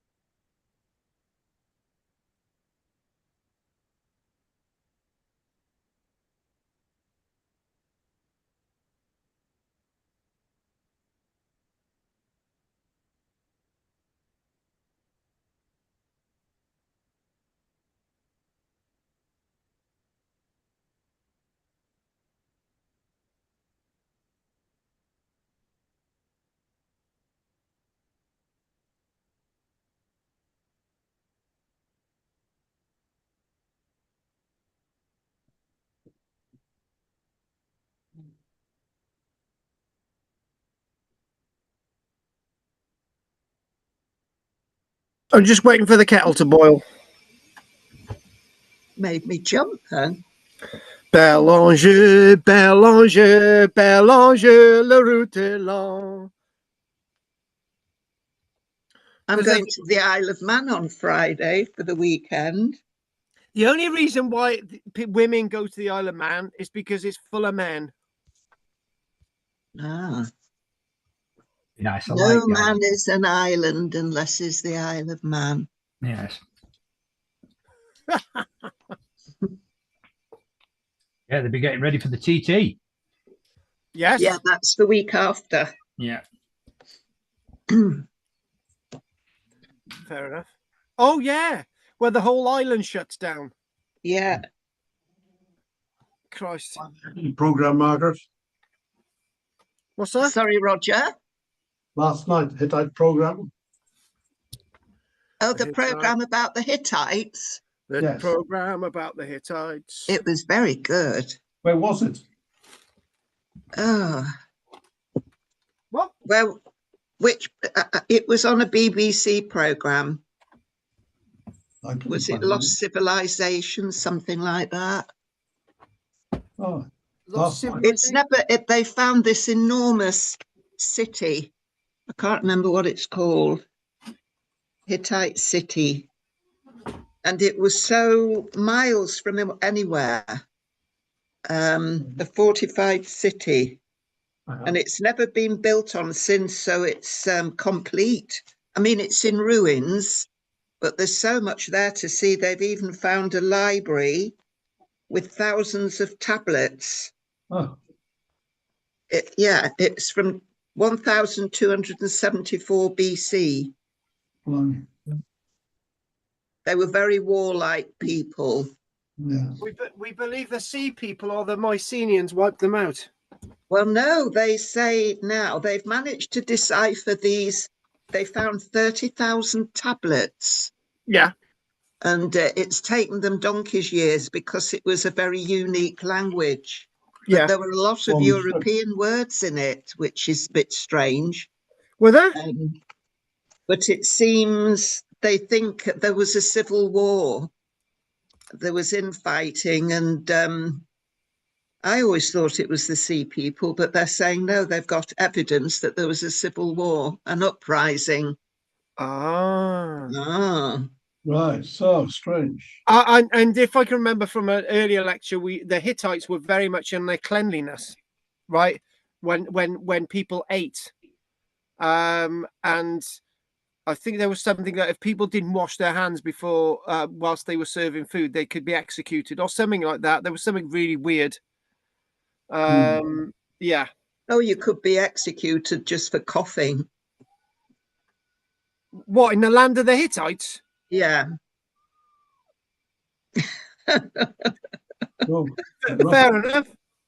Fair enough. So it's brutal. Yeah, it's a bit like politics now. We start off with one prime minister, we might have another one by the end of the lecture. Sorry, I had to put that in there. Indeed. Indeed, right. So I might jump out of the lecture for a second whilst I'm pouring the tea.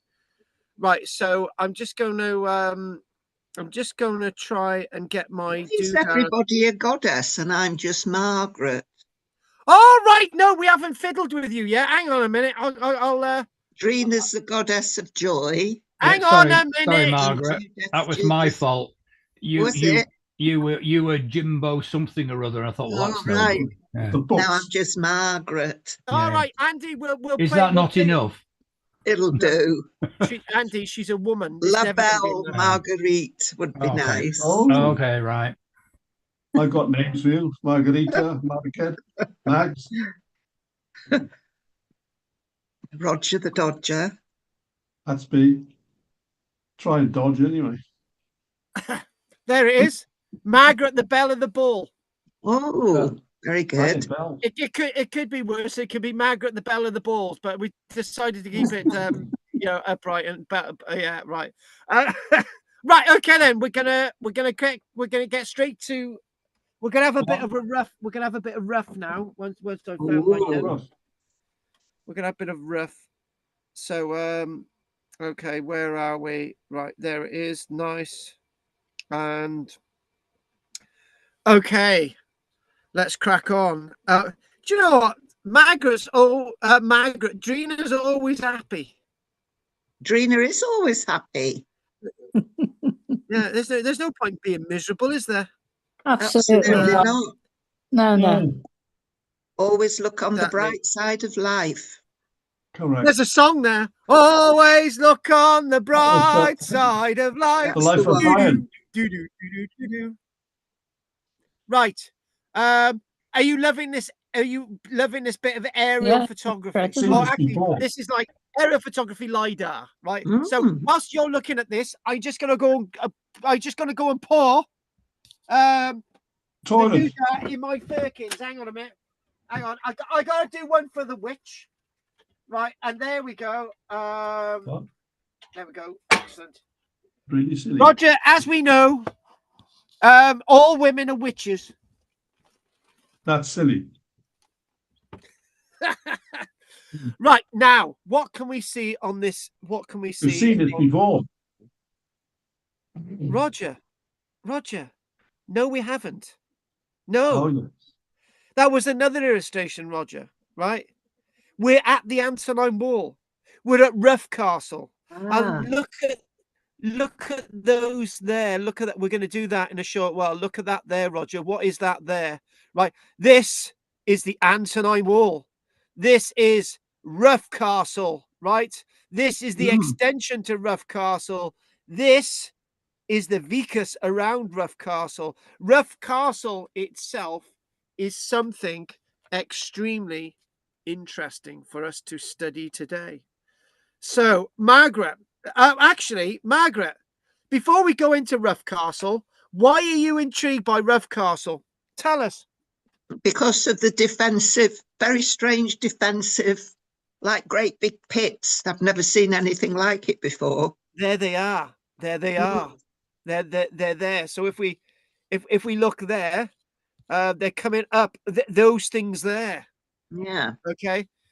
Which don't seem to dominate the whole of the site. They seem to be in part of the site, right? Strange, which would indicate, right, that they're for something very, very specific, right?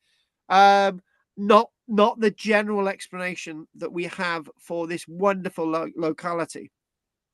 Now, we should actually be still in southern England. We've got a long way to go, and we haven't even got to the archaeological evidence to do with the Boudican stuff yet. So we're still going to get there.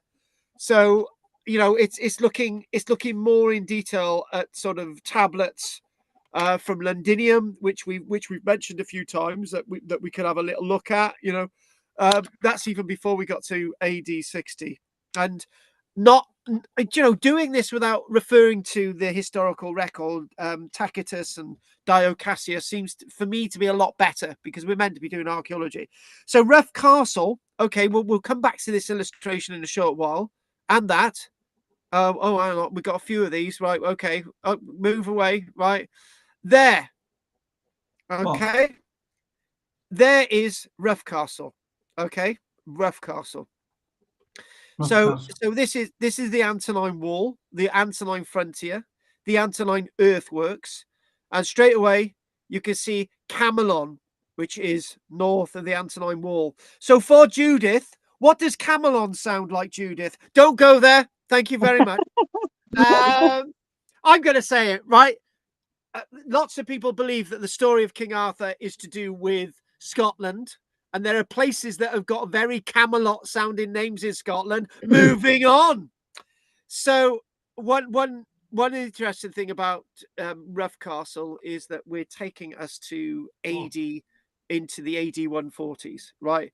And I've already mentioned about frontiers in Roman era Britain. So it's really important. So Rough Castle is a Roman fort, the Antonine Wall, and it's a National Trust site, and there's some really good sort of information on it online. It's a site that covers 0.4 hectares, you know, the 14. area of the sort of landscape, the fort and all the rest of it, which is basically roughly about an acre in area. A hectare is 2.5 acres, so 0.4 is just roughly over an acre in area. Sort of that's quite sizable, really. Oh. Oh, Carl, Oh. you're frozen again. If you can hear us. go on. The ditch itself is more impressive to do with the Antonine Wall than. Oh. Oh, How annoying. What? What's that? He's frozen again. All right. All right. Yeah, and he won't know it. Oh dear. I wonder if he sent a message in chat.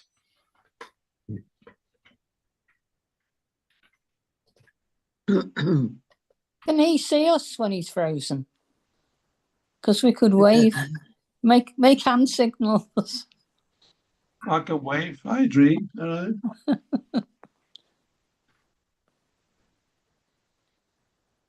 Jimbo.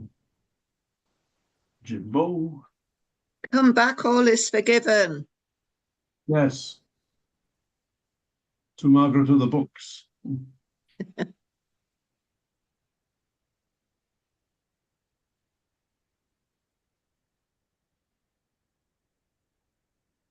I think he's realised because he's yeah, the image is gone. Yeah, he's gone. He's taken the Antonine Wall with him.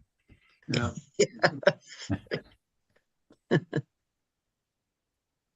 All failed. Doom. He'll have too many windows open again. Yeah.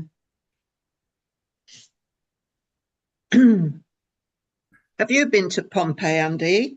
No, I haven't. I would like to go. Oh, yeah. And they've only looked at, did he say a third or 2/3 of it? I think it's a third. Yeah, I mean, it's quite big. Yeah. Lots has been, a certain amount hasn't been dug up yet, hasn't it? So well preserved, isn't it?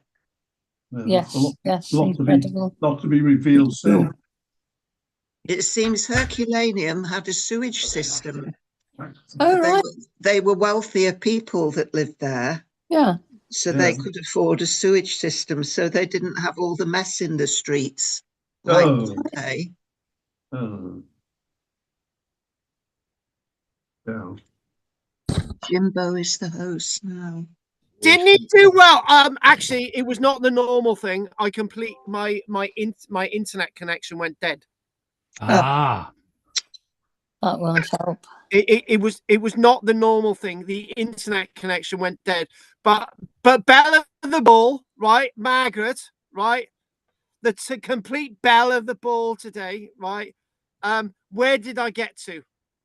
I can't remember. You were just looking at all the forts on the wall. Yeah, we had the map of the Antonine Wall up. Bloody hell, that was ages ago. Yeah, well, we did tell you, but you got cut off.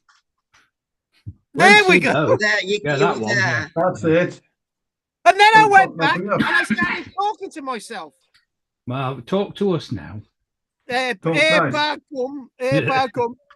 so the fort itself, you can obviously get all the names. Bearsden, all right, just quickly. Bearsden's a really nice one because there's a really nice bathhouse there, and obviously along long stretches of this, the ditch itself really dominates, and Carradine as well. That there's something really interesting associated with this.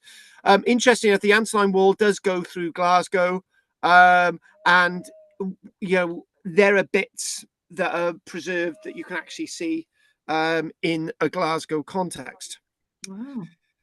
So when we think about Rough Castle, right, and we immediately when we think about it, it's more than just the ditch, the dike, the depression of the Antonine Wall. Obviously, we do have the embankment as well. But this is something that Margaret was specifically talking about. There's an area just outside the northwestern entrance, which are these things, which don't give it away, Margaret, because we're going to be doing this. However, we will come back to this. But look at this really, really interesting image. And what we can clearly see is there's a hell of a lot of humps and bumps here. And obviously, as we're following it through, this is the ditch itself. And there's obviously a little bit of a stream running through there as well. And we've got the fort itself. Again, when you think about it, you know, its main use is 20 years. But we could argue that 20 years is quite an interesting time for a site to be in use. When we think in archaeology, we think, oh, it was only used for 20 years. Well, that's like a generation, right? You know, that's a time when people lived and died. That's a time when south of here there's a community, and the community would have sort of been hanging on. This is in a weird context to the people around. Now, one thing that we do talk about in regards to something like this is the people that this was new to. So the Roman military was building this without doubt, no argument there. And then what we do, we push in all the people that lived in the area that we now know as Scotland. And what I mean by that, we push in to be all the same type of people. Well, that's not true. There were lots of different people which made up the modern landmass of Scotland. Some people would have been friendly towards the Romans, which is something that nobody mentions. Some people would have been against the Romans. Some people couldn't be asked. Some people who just saw this as something that was happening, right? In many ways, the Romans would have left lots of the local people around here to their own devices. So it makes you wonder what the Antonine War was really, really for. So the fort is one of the best preserved of the forts constructed along the wall, okay? The ditch, the bank. And when we talk about it as a wall, it's not really a wall at all, like Hadrian's Wall. It's basically stone footing, earthen gravelly bank, palisade along the top with a massive dike in front of it. So that's what we're talking about. That's a steel tower in the middle. What's that? Roger, that's a modern pylon. It's like an oil well. That's a modern pylon, you pillock. I know. Is it stuck on archaeology? Yeah, it is stuck. That's what I'm wondering. Out in the middle of it all, you got that stuck. It's stuck smack bang in the way of archaeology, Roger. Don't get me started, Roger. Don't get me started. The new government that we've elected, which is in the Senedd, is now going to put wind turbines all the way across Wales. How much do they damage there then? On archaeological sites, but obviously this was probably built when, you know, archaeology wasn't really massively important, and those pylons are probably quite simple. So I would say that they're probably from the 1950s. That, by the way, there is actually something called the Pylon Society, right? Which you can get a membership for a £5, right? And if you don't stop it, Roger, I'll sign you up for a year. So built up a bit against the south rear face of the wall, the fort was defended by 6-meter thick turf ramparts and surrounded by defensive ditches. So when you're thinking about this, is that it's a massive bank against a massive ditch. So what we have a reconstruction drawing coming up. We'll come back to these. Hang on, where's the reconstruction drawings? Hang on, where are they? Not that. Oh, hang on a minute. Wait, hang on. I got to find my reconstruction drawings. Hang on a minute. Right, where are they? What's that? They are here somewhere. We're rapidly going through these. And where are my reconstructed drawings? Oh, they're at the beginning. Oh, right. I made a right arse of this one. Right. So, right. Anyway, back to this. So there's the Antonine Wall in comparison with Hadrian's Wall. And there it is. There is that little dot there. And there is the reconstruction. Right. Now, the bit of these little pits, you can see that they don't encompass the whole of the frontage of this. And it makes you think that maybe this was a practice exercise. But you can clearly see. And why do they call it Rough Castle? That's a really interesting question. it's to when people originally surveying us in the 1700s into the 1800s, they thought it looked castellated like with stones with bits of stone sticking out above this wall, this earthen bank. That's why it's called Rough Castle. But you can clearly see that there's lots of ditches around on its southern side. So this is the northern side, and this is the southern side. Right, probably help us if we move this around a little bit and we sort of rotate this. That makes a little bit more sense to us now. So there we go. So the one thing about this is that you can clearly see the stream here, and very likely that the ditches may have actually had water in them, which is very, very unusual. So you can see that this is the main part of the site. And then it expands, and then you've got the vicus that we know expands quite extensively. So we've actually had a guy called Dodgy Git join us online. So he hasn't been on for a while. So hello, Dodgy Git. Right. So let's tell you a little bit more about the history. So you can imagine that Dodgy Git? No, good, Dodgy Git. Git. Git. Yes. He says, hi, dude. Roger says hello. Right. Stop it, Roger. So I couldn't quite catch it. It sounded like Dodgy Dickon.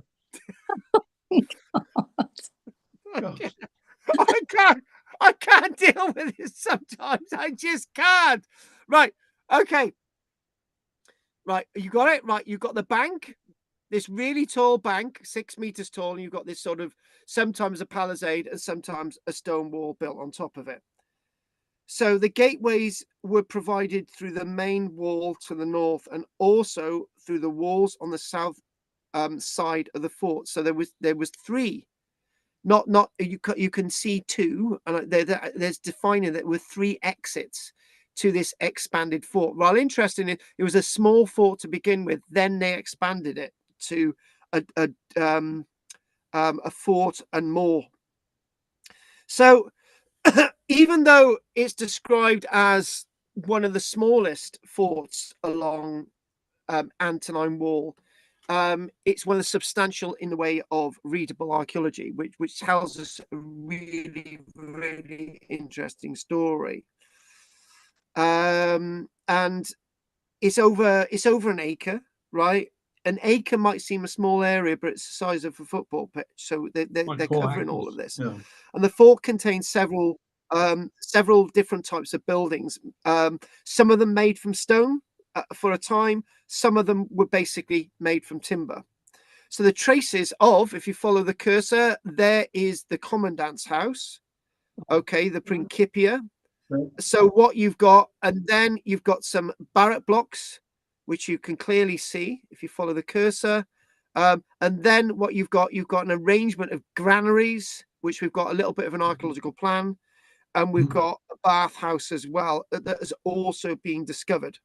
So although the original buildings are not displayed on the surface today and they're sort of covered over with soil in the main, right?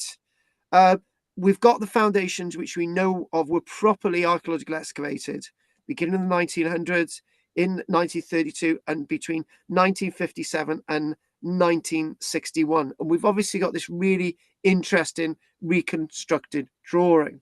So if we sort of move on a little bit more and we sort of go the other way, and now I wanted to show you this, right? Look at this leather shoe that they actually found at the site. Isn't that amazing?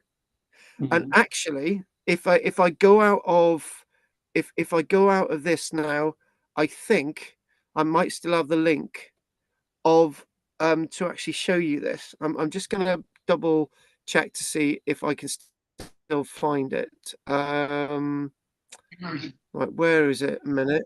I'm just going to go back. There is a really nice, interesting link. If I can see it. I'm not sure. No, I can't find it, but I might actually show you that next week. But what we've got is, look at this shoe. And you know, when I was looking at this, I thought this sort of proved what we were saying last week, right? That this shoe itself, Roman period shoe, and this shoe is obviously not a sandal type shoe. So very similar to some of the ones that are actually finding at Vindolanda. So this is the really good preservation of the archaeology. So what we've got is evidence of who the garrison was. So we'll look at these. I'm just going to go back to try and see if we got some of those garrison indication things. It's not really showing up as well as I wanted to tonight. There's the archaeology. There's more of the right. Excellent. So we've got some of these inscriptions. Right, there it is. It's on there. Brilliant inscription. Right. So this inscription is really, really interesting. Right. And you know, all of these inscriptions really paint a really nice picture of who was actually based at this site. Right. So what we've got, let's do a little bit of a read of this. So usually when we excavate these sites, you know, we've got a sort of an idea who was based there from a little bit of an inscription or a little bit of history. So this inscription tells us something really specific, right? And what it tells us is that there were 480 men based here, right, or thereabouts. They were from the cohort of the 6th, and we know it as the Nervirorum. There you go, Nervirorum. So it's spelled there, N-E-R, Nervirorum. And there's a U-M, Nervirorum. And these were from the Nervi people of Belgium. One thing that we do know is there were lots of people from Belgium as auxiliaries serving in Britain. I know that. I know that's a fact. So these were actual foot soldiers. And this is a very interesting object that really gives us a lot of history about the site. Now, the other there is another inscription as well, which we're gonna look at here, and this is associated with Rough Castle's Principia. And one thing that we know about this, reading between the lines, is this is associated with Antonius Pius, right? So I think we've got a dedication there to Hadrian on there, but this is specifically associated with Antonius Pius, and also it's mentioned again. The cohort 6th of the Nervirorum regiment or cohort, which is associated with the people of Belgium, which is an auxiliary organization. Now, having this level of archaeology, if we go to this, now that we've got this really nice set of archaeological excavated evidence. Now that there is actually a granary, and this is an image of the granary, so you can't actually see the archaeology displayed today. Now, specifically with this granary, this is one of the sets of stone remains at the site. It basically says the storehouse there. So if we go back to this illustration, really nice illustration, this.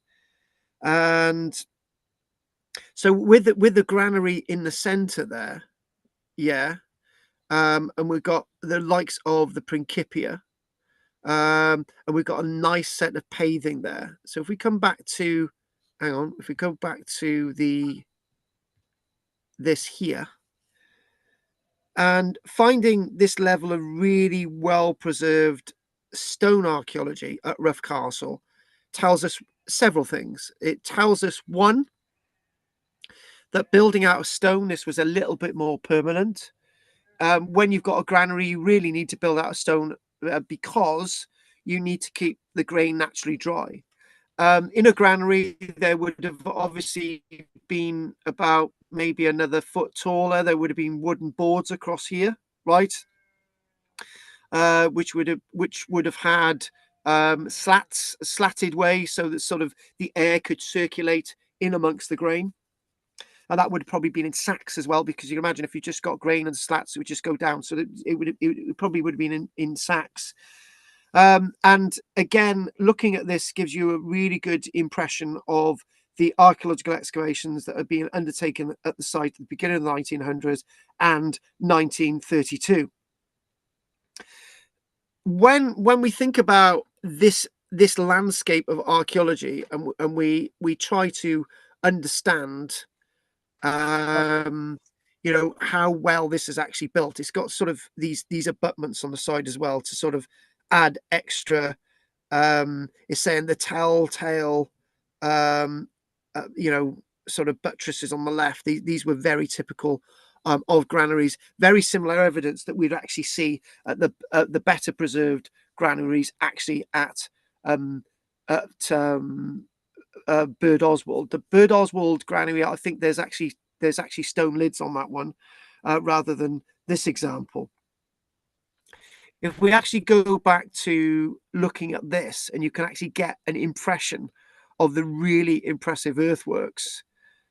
So reading this site, reading the archaeology, tells us a story that the Romans were really interested in keeping this site going, even if the archaeological evidence tells us that it's a site that is in much operation for 20 years and maybe more after that. Obviously, we can learn more and more.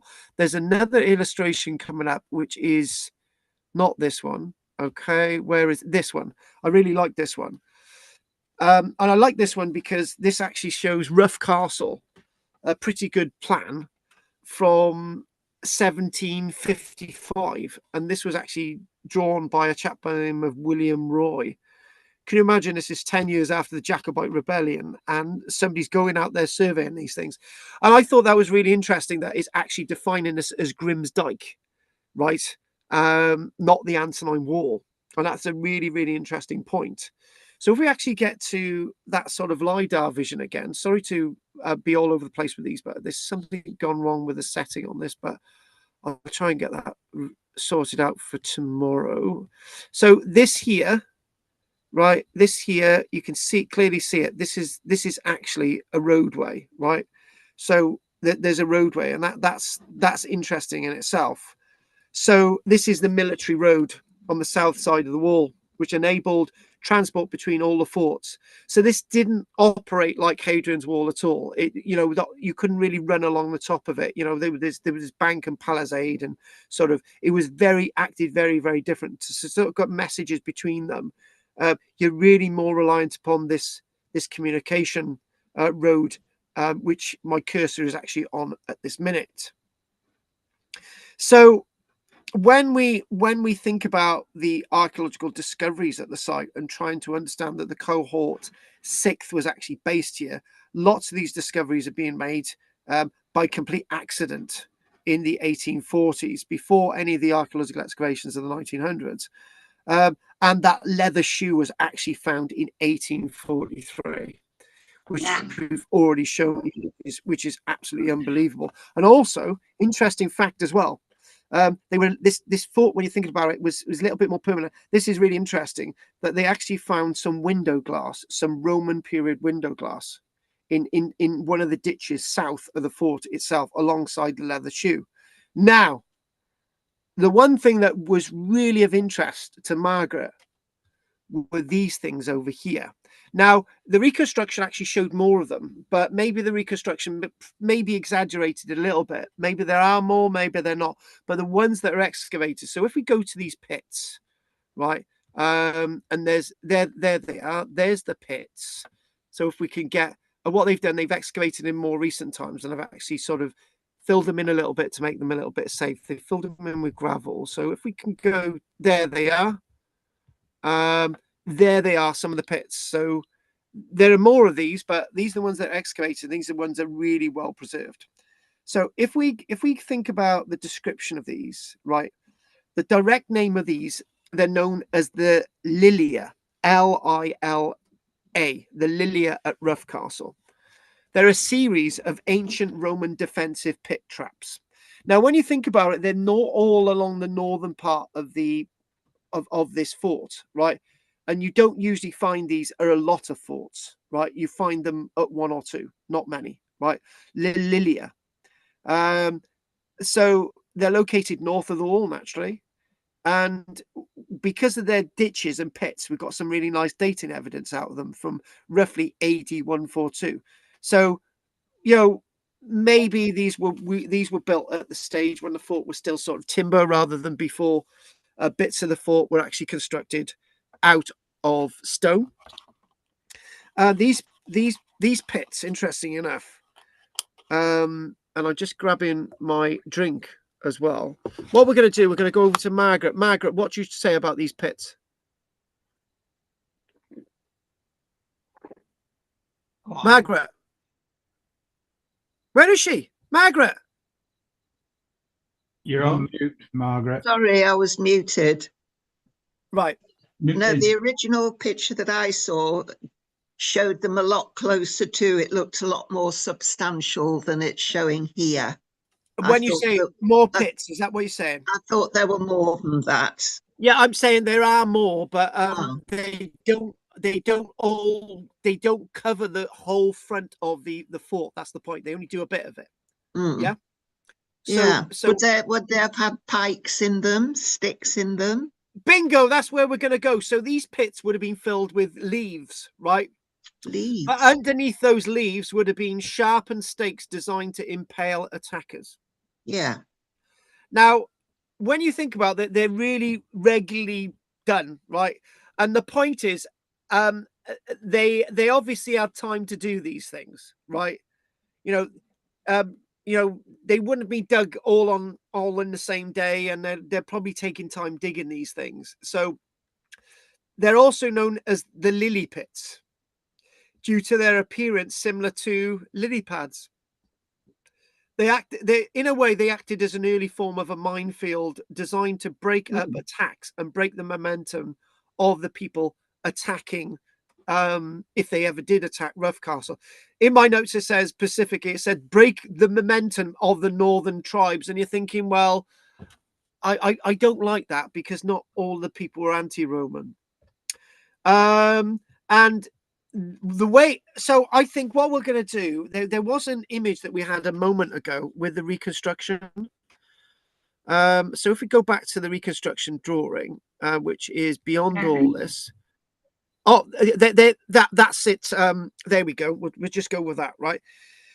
So looking at that, right, and obviously the left hand of the screen is the south, and obviously the north hand of the screen is the north. So that's the way they're going.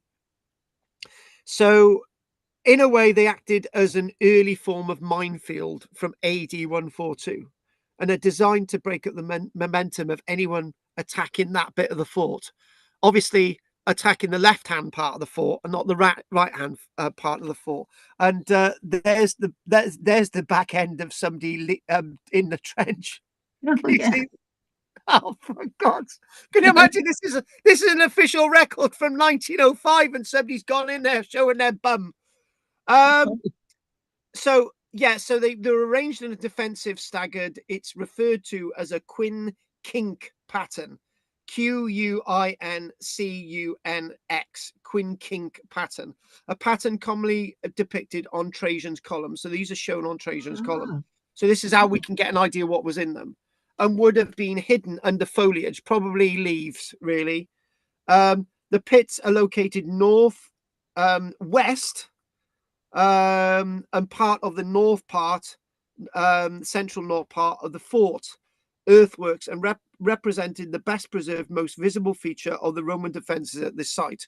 So in other words, out of everything that's been excavated, you can still see these.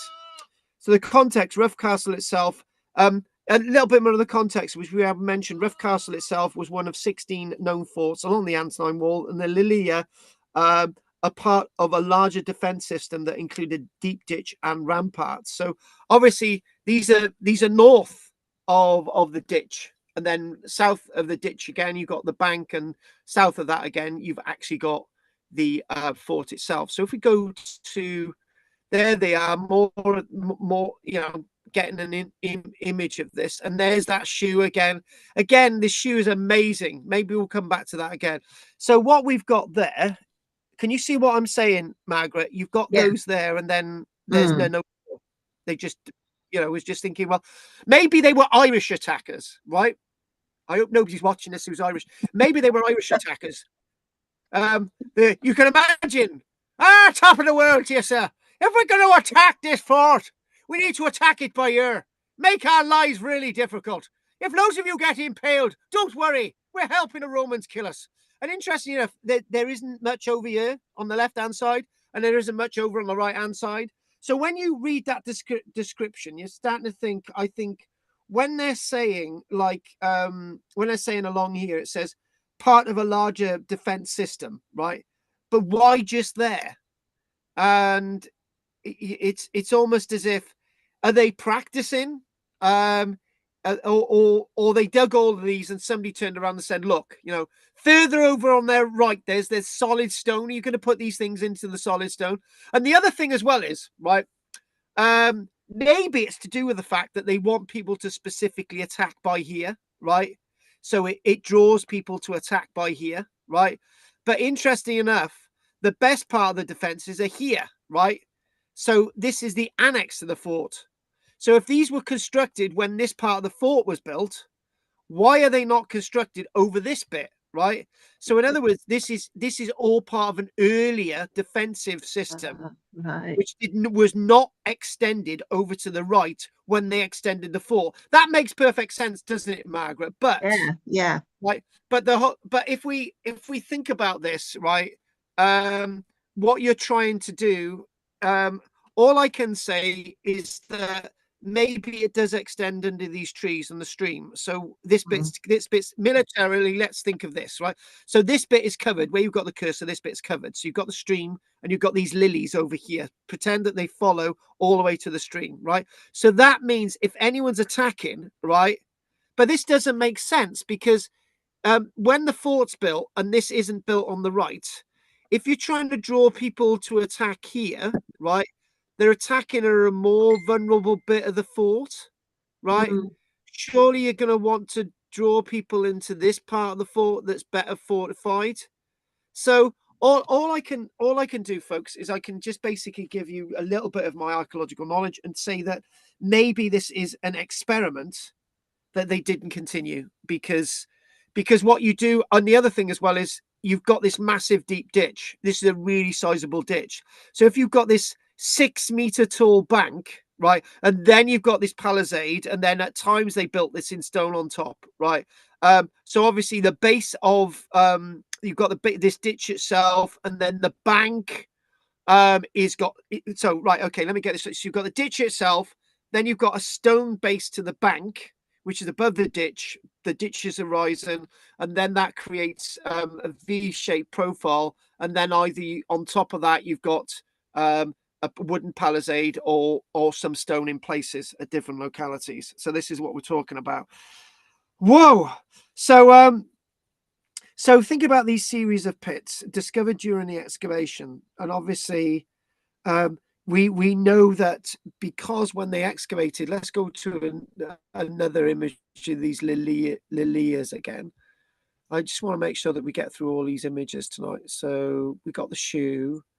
So when they actually excavated these, 1 second, I think Michelle's trying to get in a minute. Hang on, stay there. Right. She's tapping the door. Oh no, the door's open. It was the cat knocking the door. My God, I can't make this up. Right, so when they actually excavated this, they actually found post holes for stakes. About how many, I don't know. But obviously, when they were excavating these, obviously in 1905, obviously more excavations, 1930s, obviously more excavations now. But we do actually have evidence of actually stakes in them. So, I'm just reading.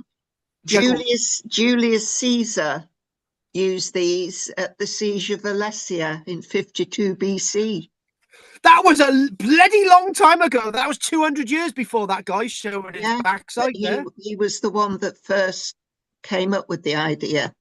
Interesting enough, when the question is when he's doing his lilies, right? Hey, Julius Caesar is doing his lilies.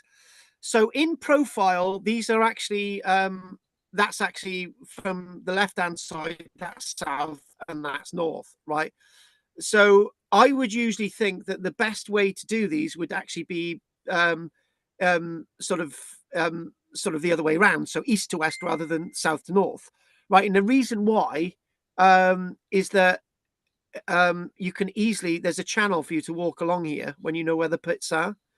But if you get them in profile, right, east to west, you've got a zigzag. So you can you see, if you follow my cursor, you can go like that. You can follow all the way along. But if you've got them the other way round, east to west, then they would break up the profile better. But I don't know. We don't know, do we? We weren't there, so we're just presuming. So in my notes here, it goes even further. So if we go back to looking at those are the excavated ones, right? And we got the gateway going that way, right? Okay, so if we follow the cursor, this I think is a modern thing along here. I think, I'm not sure, but anyway, it's difficult to work out because this remembers a LiDAR profile, right? And obviously we've got this this military road going along here. It's difficult to work out what's going on with lots of this. But it basically does say in my notes is that they were positioned to help defend the vulnerable north gateway through the wall. But then again, back to what I said, why is it not defending this side? So the bathhouse, what we've got, so if we want to go back to the reconstruction, we got did the reconstruction the other way, or we look again, experience the size of this ditch, right? So if we go back to, keep going, right, there we go. So okay, there they are from above. And what I want to do is fortunately, I've got to go through all these images because I'm not really sure. Right, yeah. So hang on, what are we looking at? Right, it's over in this area here that we've actually got the the bathhouse in the annex. So they've eventually built a bathhouse in the annex, and actually, from one of the inscriptions, right? From one of the inscriptions, I'm not really sure which one it is because it's not on that one, the victory inscription. It's not on the other one. We've got, we know the name of the commanding officer, Flavius Beto. Flavius Beto was obviously an Italian commanding officer. So he was the commanding officer of the Nervi people, but that's where the bathhouse is.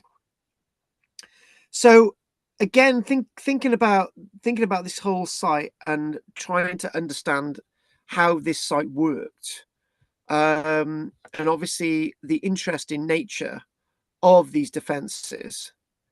And in fact, when you look at this plan from this is 1755, this isn't too far out from what we're actually seeing on the LiDAR.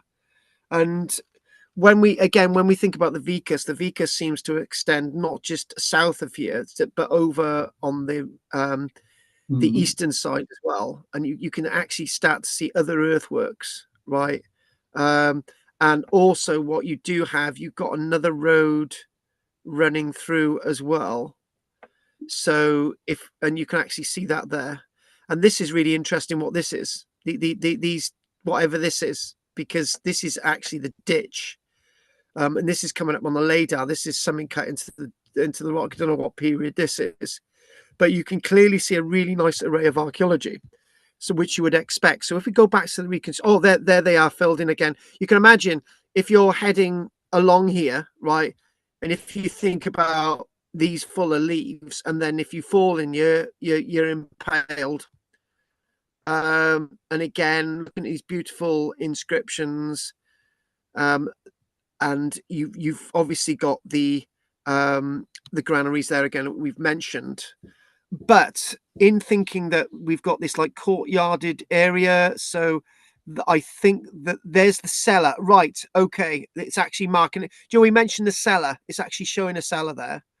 So let me do this. So this is the via the Principia, which is this is all like a Principia. So if I'm working this out, that looks like it's the commandant's house on the left. Right, I'm going to go with that. And this is the HQ itself with this paving here. and the cellar, because obviously that's where the standards would have been. That makes sense. And you've got drains and all these other wonderful things indicating it here. And this is made of stone. So, and I think this is drawing from the 1902, 1903 excavations. So again, back to this and actually getting a good idea of the archaeology. Now, this wall itself is not contemporary, right? That's a modern wall, but obviously this is all Roman stuff, which we've already mentioned. And it's a shame that this stuff isn't visible today, but you can get a good idea of what's going on with the fort. And obviously, if I'm defining this right, so we've got that on the right hand side. That's the stream, isn't it? So the where's the lilies? The lilies should be actually showing up here somewhere, because that's the main bit of the fort, because you've got the stream on the left. So if we go back, if we go over to here as well, there's the lilies. And again, getting a good idea of the wall, being that there's 16 of them, being Rough Castle. And no doubt we could come back to this site again, a little bit more information. This massive, absolutely huge ditch. And going back to that reconstruction drawing at the beginning, that's where we'll finish. And again, that there, the shoe, and the reconstruction, so you get a good idea. So we've got all this sort of arrangement of, there's the granary showing clearly there, okay, and that's the common this is the HQ, that's his house with a courtyard and extending. They must have actually been comfortable enough to actually build all this. They must have actually had a sense of comfort to actually feel that they could extend this site. And it is naturally something very, very different. It's, as I said, one of the smaller of the forts, but it's got a lot of interesting aspects to it. So on that note, we've got up to 950, which is absolutely brilliant. We spent a lot of time on Pompeii, which is great, and obviously being introduced to this site. I don't mind people saying, look, you know, why don't we look at this site now and again? So that's good. So again, I'm thinking that maybe we could come back to the detritus that we mentioned in regards to on the streets of Pompeii, and maybe other interesting subjects, very interesting ones, before we actually start covering a whole of Roman era Britain. And this is one thing that I wanted to mention to you, right? Now, you can see this plan with all the road network and all the places like Eboracum, York, and Diva, Chester, and Nova Magus, which is Chichester. But this is, again, really, really interesting. We're showing you this. And if we clearly understand this, and we think, right, there's this is our Fossway leading all the way through, and then we've got Hadrian's Wall, and we've got the Antonine Wall. You can see Vallum, the ditch of Hadrian, the Vallum of Antonius Pius, which it actually shows as Graham's Dyke. Right, that's another name for it, Graham's Dyke. But the one question is what's happening with all of this stuff here, right? So at times, historians have thought that Britain was divided in this way, right? And it can be discredited at times. Sometimes we think that this is maybe the way they divided Britain, and this is about AD 369 is the old map. And interesting enough, most of Cymru Wales itself marked as Secunda, which is interesting. Between the Antonine Wall and the Hadrian's Wall itself, Valentia, and then south of here we've got Maxima Caesarensis, which is the capital is Eboracum, York. Caesarensis, Flavia Caesarensis, its capital is going to be Londinium, and probably Winchester. Venta Belgurum is the capital of Britannia Prima. How much of this is factual, we don't know, because we don't have the lists of all these governors. Lots of historians have thought Britain looked like this by AD 369, but we don't know anything more than that. So on that note, We're going to call that a day. We've done pretty well tonight, I think. So have I answered lots of your questions, Margaret? Yes, thank you. It was interesting. Good. Sorted. And we had 2 breaks in communication tonight. Or was it 3? Is it 2 or 3? But, you know, 2. That's life. 2. Thank you, Roger. Roger didn't notice one. So, right. Okay. Margaret, the belle of the ball. What would you like to say? Nothing. Nothing really for once. All right, that's fine. And I just this is just for Roger. Dodgy Git says good evening, Rog. And he calls you a wanger. Oh, A wanger. A wanger. Yeah, whatever that is. Anything from you, Rog? Well, I'm not looking at the whole layout there. I could thing that struck me first are these squares all through it.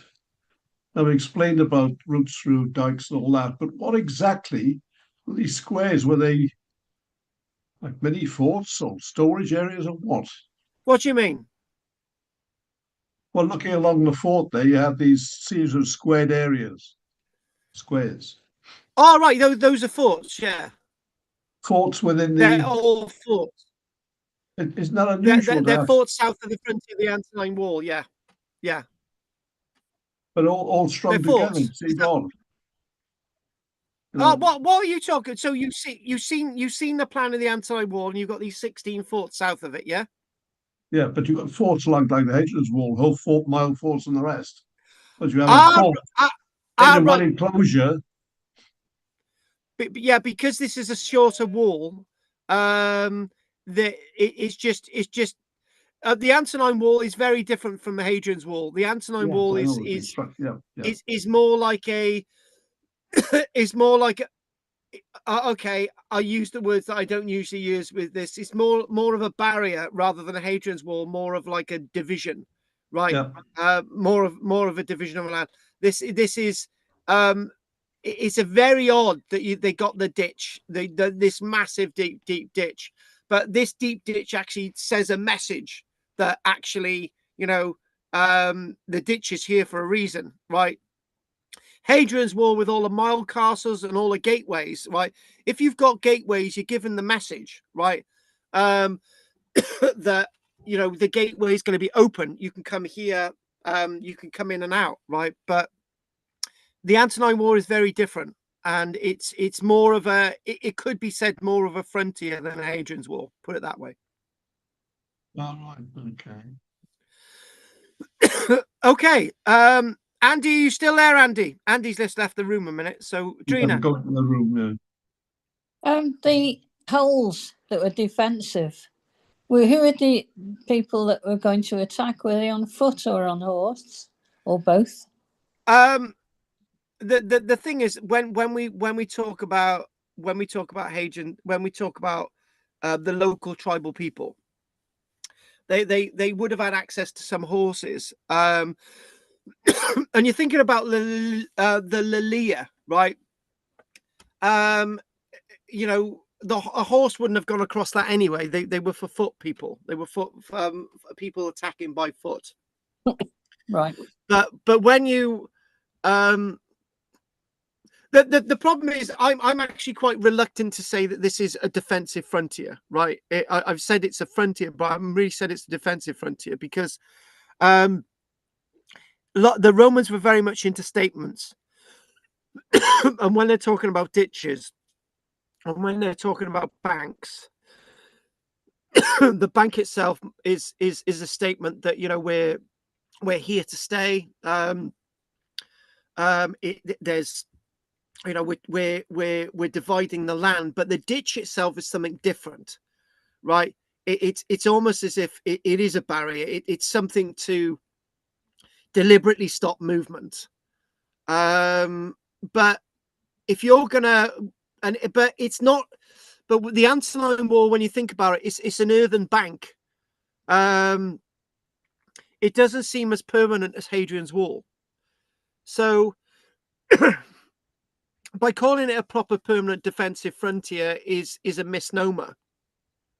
So is something else going on with the Antonine Wall? Because if you're going to make something permanent, you build it out of stone, like Hadrian's Wall. The Antonine Wall is built out of earth. And again, a vallum, the great wall, the great bank itself, it doesn't seem to tie in with the logic of the time, right? But Hadrian's Wall is permanent, but it's sometimes some of the forts along Hadrian's Wall are put out of use, while other forts along Hadrian's Wall are in use. Hadrian's Wall is very different from the Antonine Wall, and we will get deeper into that, and we will explain more about it on future occasions. Okay. Right, Andy. Yeah, Andy. Sorry, the mic wasn't on. That granary is interesting. It's a different construction to most other ones. Yeah, because it's not got the pili, it's got like spline walls. Yes, which is interesting. I've never seen one like. Well, I have seen one like that somewhere before, but I can't remember where it was. But also those little lilies or whatever they're called. Lilias. Yeah, it's difficult to see that without seeing the bigger landscape. I mean, you know, I like landscapes, but it may be that the landscape is more open north, I'm guessing, of there, and therefore that was the only thing they really needed to slow everybody down on, and that the other side of the track, the right hand side, was not as open at the time. Oh my God, you're talking about line of sight. Yeah.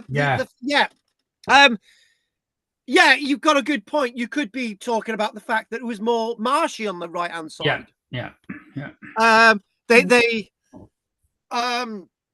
Yeah, that's right. So we don't actually have a full picture of the landscape. Now, obviously, we got into a lot. we got into moving people. 1 second.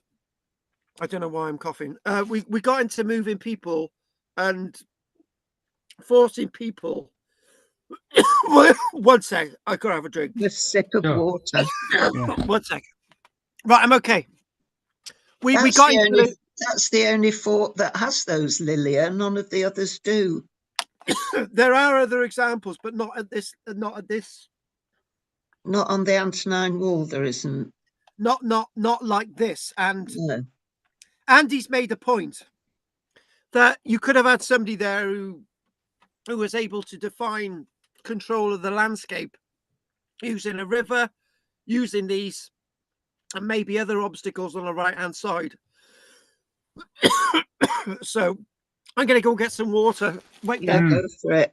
Keep talking.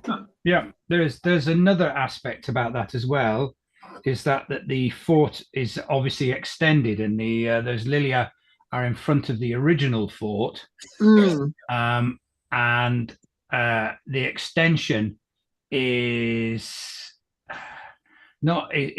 less occupational, isn't it? It's more it's got the granaries in and things like that in. So I'm thinking that maybe they at that time they were more settled and it was more controlled north of the wall, so maybe they didn't need that defense then, which may also lead to why they never built it in stone, because they didn't need to.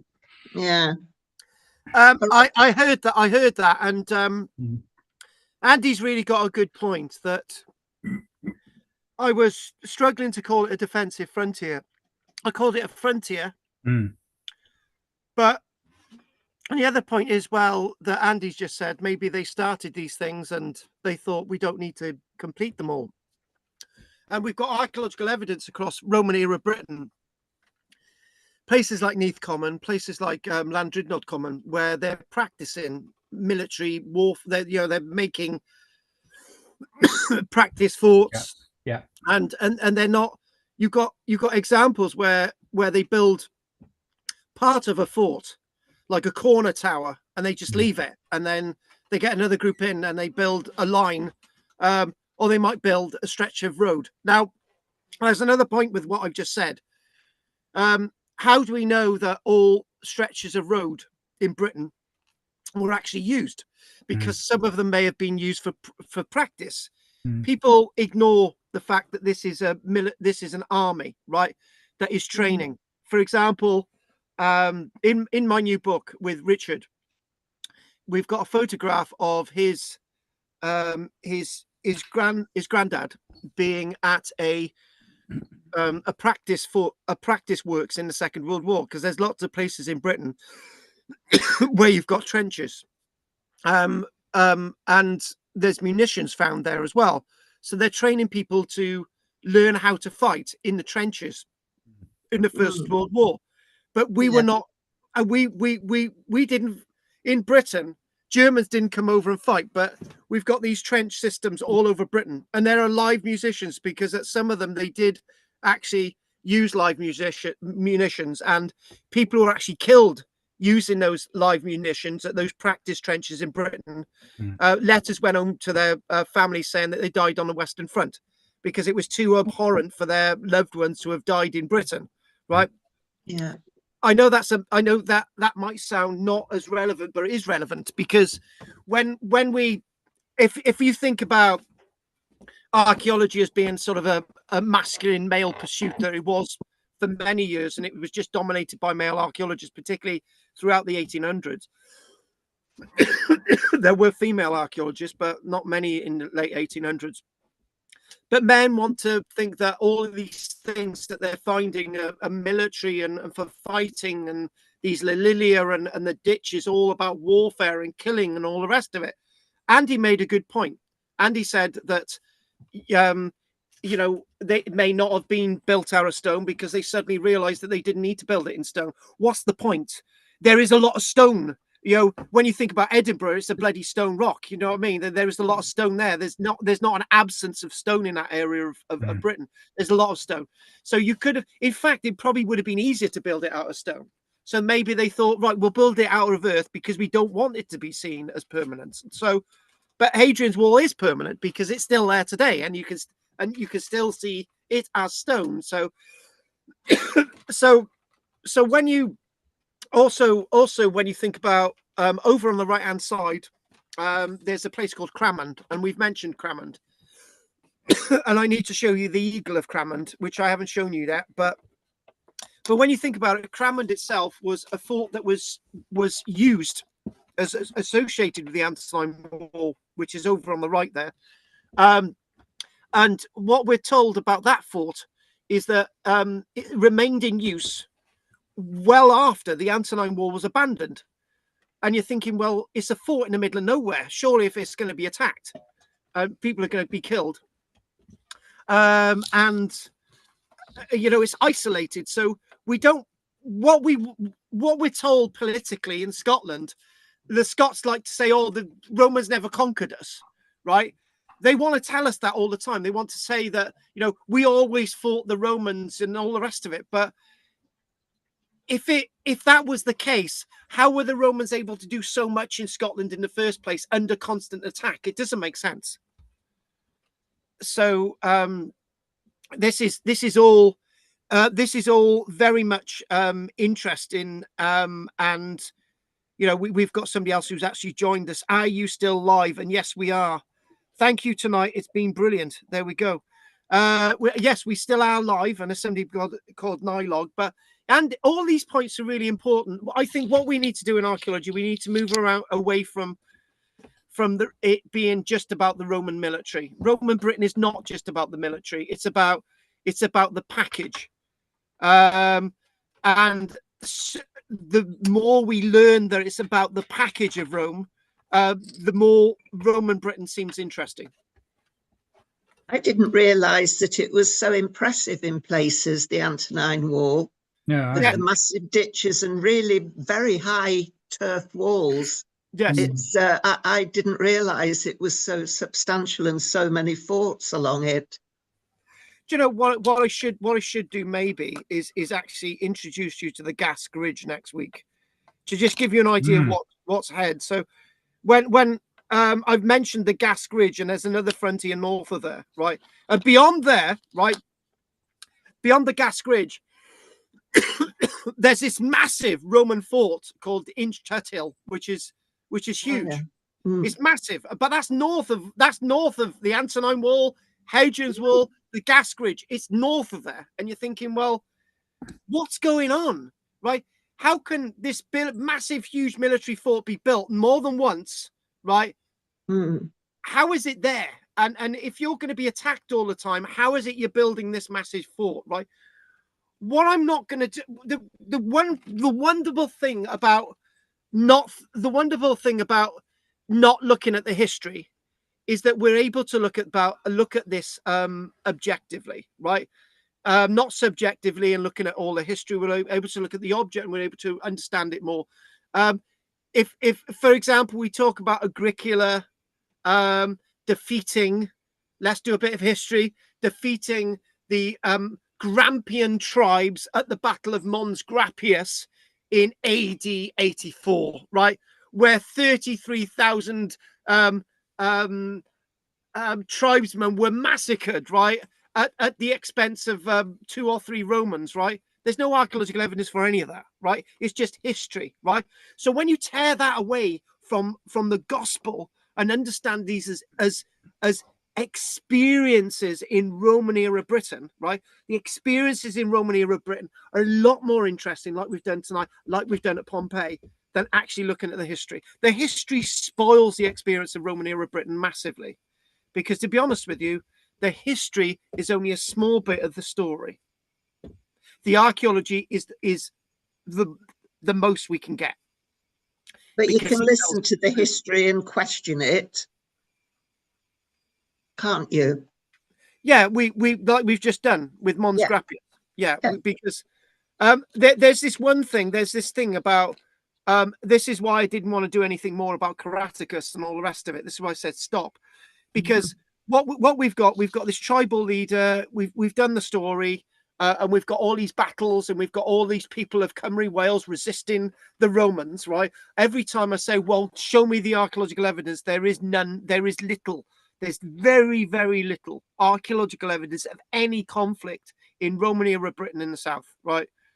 When we look at Hadrian's Wall and the Antonine Wall, as Andy said himself, and I completely agree, that it's made of earth and it doesn't look as permanent because there's not much going on. Right, and there is one other thing about the whole story, right? And this is one thing I learned, and I've told you this story before. An army marches on his stomach, right? How do these? Where do these warriors from Scotland, right, get a big army from? How do they manage to feed a big army in the field, right? Who looks after the fields? Who tends the fields? Right. This is a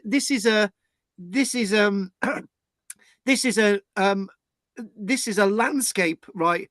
That if 1 or 2 people disappear from the landscape who are meant to be tending the crops, the next year everyone dies because they've got no food, right? And when you start looking at it that way, right, everybody in society in Roman era Britain is vital to keep that society going, right? When you start going off and killing people, right? So after the Battle of Mons Grappius, for example, 33,000 Scotsmen killed, right? Their families die because there's nobody out there to tend the fields. It makes no sense at all. My God. Right, Drina, we've done you, yeah? Yes. We've done you, Margaret? Yeah. Let's do you, Roger. Oh, we've done Roger, yeah. Have we done you, Andy? Yeah. Right, okay. And Roger, I said wanger earlier on, not what you thought. Judith. I've got nothing to add, thank you. That's food for thought there. Aha, I'm here all week. Right. Okay, I'm going to ask Andy one question before we go. If we were to do anything with Roman era Britain, what would you want us to do? Oh, flipping it. That's a big one. No, it's too big, but... Yeah.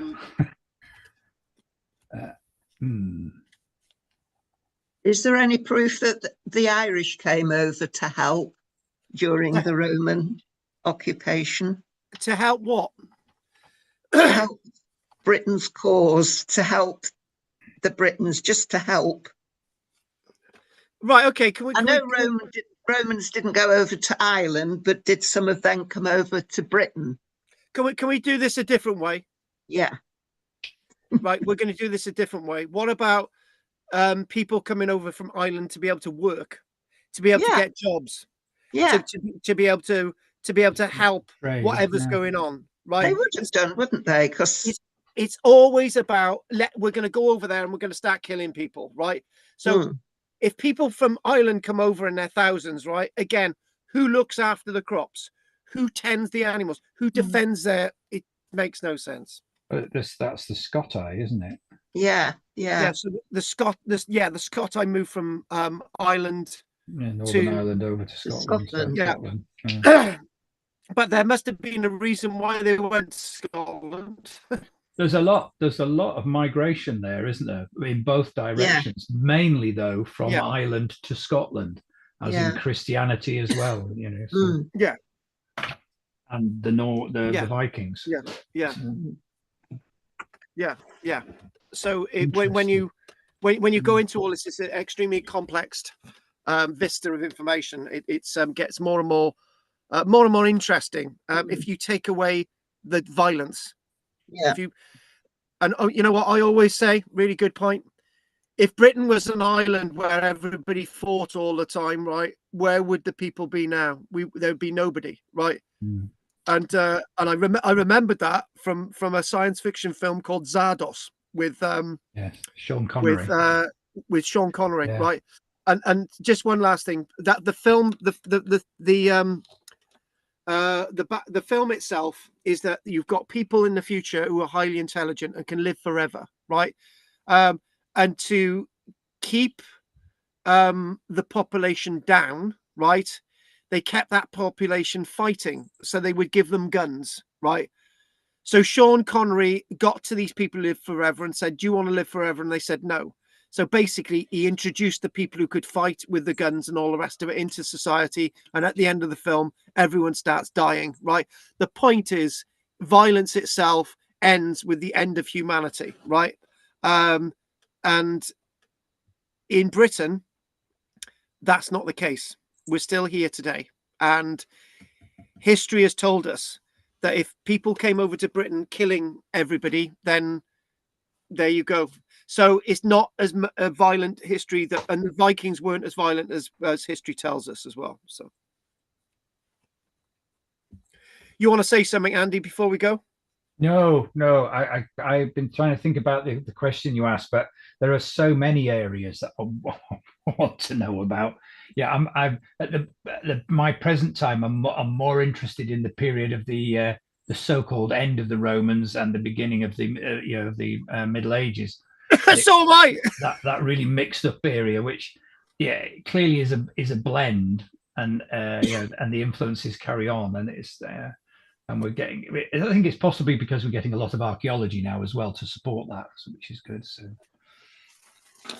If I ever end up winning the lottery, right, I will do that PhD and I will get some more answers for you, Andy. That would be a good one. That. Yeah. That Cotswolds talking. I'm just going back to the A66 thing, and that's formerly Oxford North, isn't it? Oxford Archaeology North. That is formerly Oxford. But it's like they're all the same thing now, aren't they? I think. Cotswolds, Oxford Archaeology. Yeah, they were very distinctive Cotswolds, and they didn't. They used to compete quite ferociously, but they don't now. They don't now. And what's the same happened? People. yeah, it's the same people. What's happened in Cymru Wales is that they've abolished all the 4 archaeological trusts. They're now 1 archaeological trust. Right.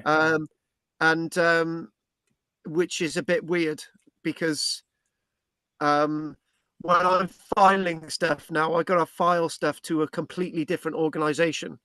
It's strange, very odd. But yeah, things have got less and less, and you've got Wessex Archaeology still, quite a big one.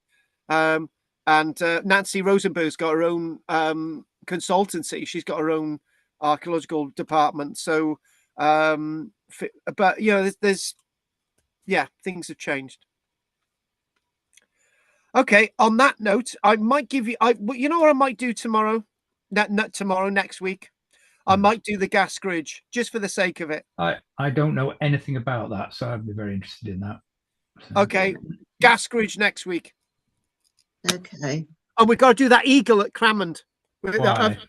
Before it flies. I want to do this. Do you know what? We're completely off tangent. We're a detritus, pumice, Pompeii. I'm loving it. Oh, and also I'll get Michelle writing on the script. The dung collectors of Pompeii. It's my dung, not your slave's dung, Margaret. Yeah. Oh well. I've got to be mentioned in the credits. Yeah, you're going to be in the film. We're going to put you in a toga. Yeah, I dung it first. That's where that came dung it first. Dung it first. Did you know, going back to the Hittites, I'm obsessed with the Hittites. Oh my God, I want to Here we go again. Bloody Hittites. Do you know they practice biological warfare? Ooh, no, oh wow. Oh, come on, give it to us. They planted poisonous weeds. Oh wow. Ooh. Well, they weren't smoking. They were wicked. They were wicked, weren't they? Yeah, very naughty. So let me work this out. Let me work this out. There's this guy, right? You've got your land here, and you're not a Hittite, right? And there's this guy from over there, there's a Hittite, right? And he starts planting weeds on your land, right, to kill your animals, right? Poisonous weed. Yeah. Why didn't he just kill people? Well, they did that too. In their spare time, yeah. He did his weeds in the spare time. So they were just killing machines, weren't they? They really were. They really were horrible people. Bad press. Yeah. Right then, I'm signing off. Oh, one last thing before you go, Roger. One last thing before you go. Look up the Hittites when they excavated it. I think it was a tomb, and they actually found out a Hittite recipe. Look that one up. On that note, we're going to call it a day. So thank you very much for joining us. So we'll say goodnight to Gina, Roger, Andy, Margaret, Judith, and a couple of people online. And night, folks. Bye. Thank you. Bye. Night, Judith, Margaret, Andy, Gina. Night. Bye-bye. Night. Night. Night, Raj. Yes. Night, Raj. Okay. Anyway, thanks Nylog Online, and thanks Dodgy Git. And I won't call anyone a wanger again. It came up the wrong way. Right. So thank you for joining us tonight. Coffee and splits. We had 2 losses of reception to do with my device, and then I don't know. It was a bit weird. I'm glad I had the online thing. So I could just look in the message box. Oh, messages are all gone. So message 1, 2, 3, 4, 5, 6, 7, 8, 9, 10, 11, 12, 13. Nos da chi, gwelwch chi eto. Night. I'll speak to you all soon. Night, folks. Bye-bye. Bye-bye. And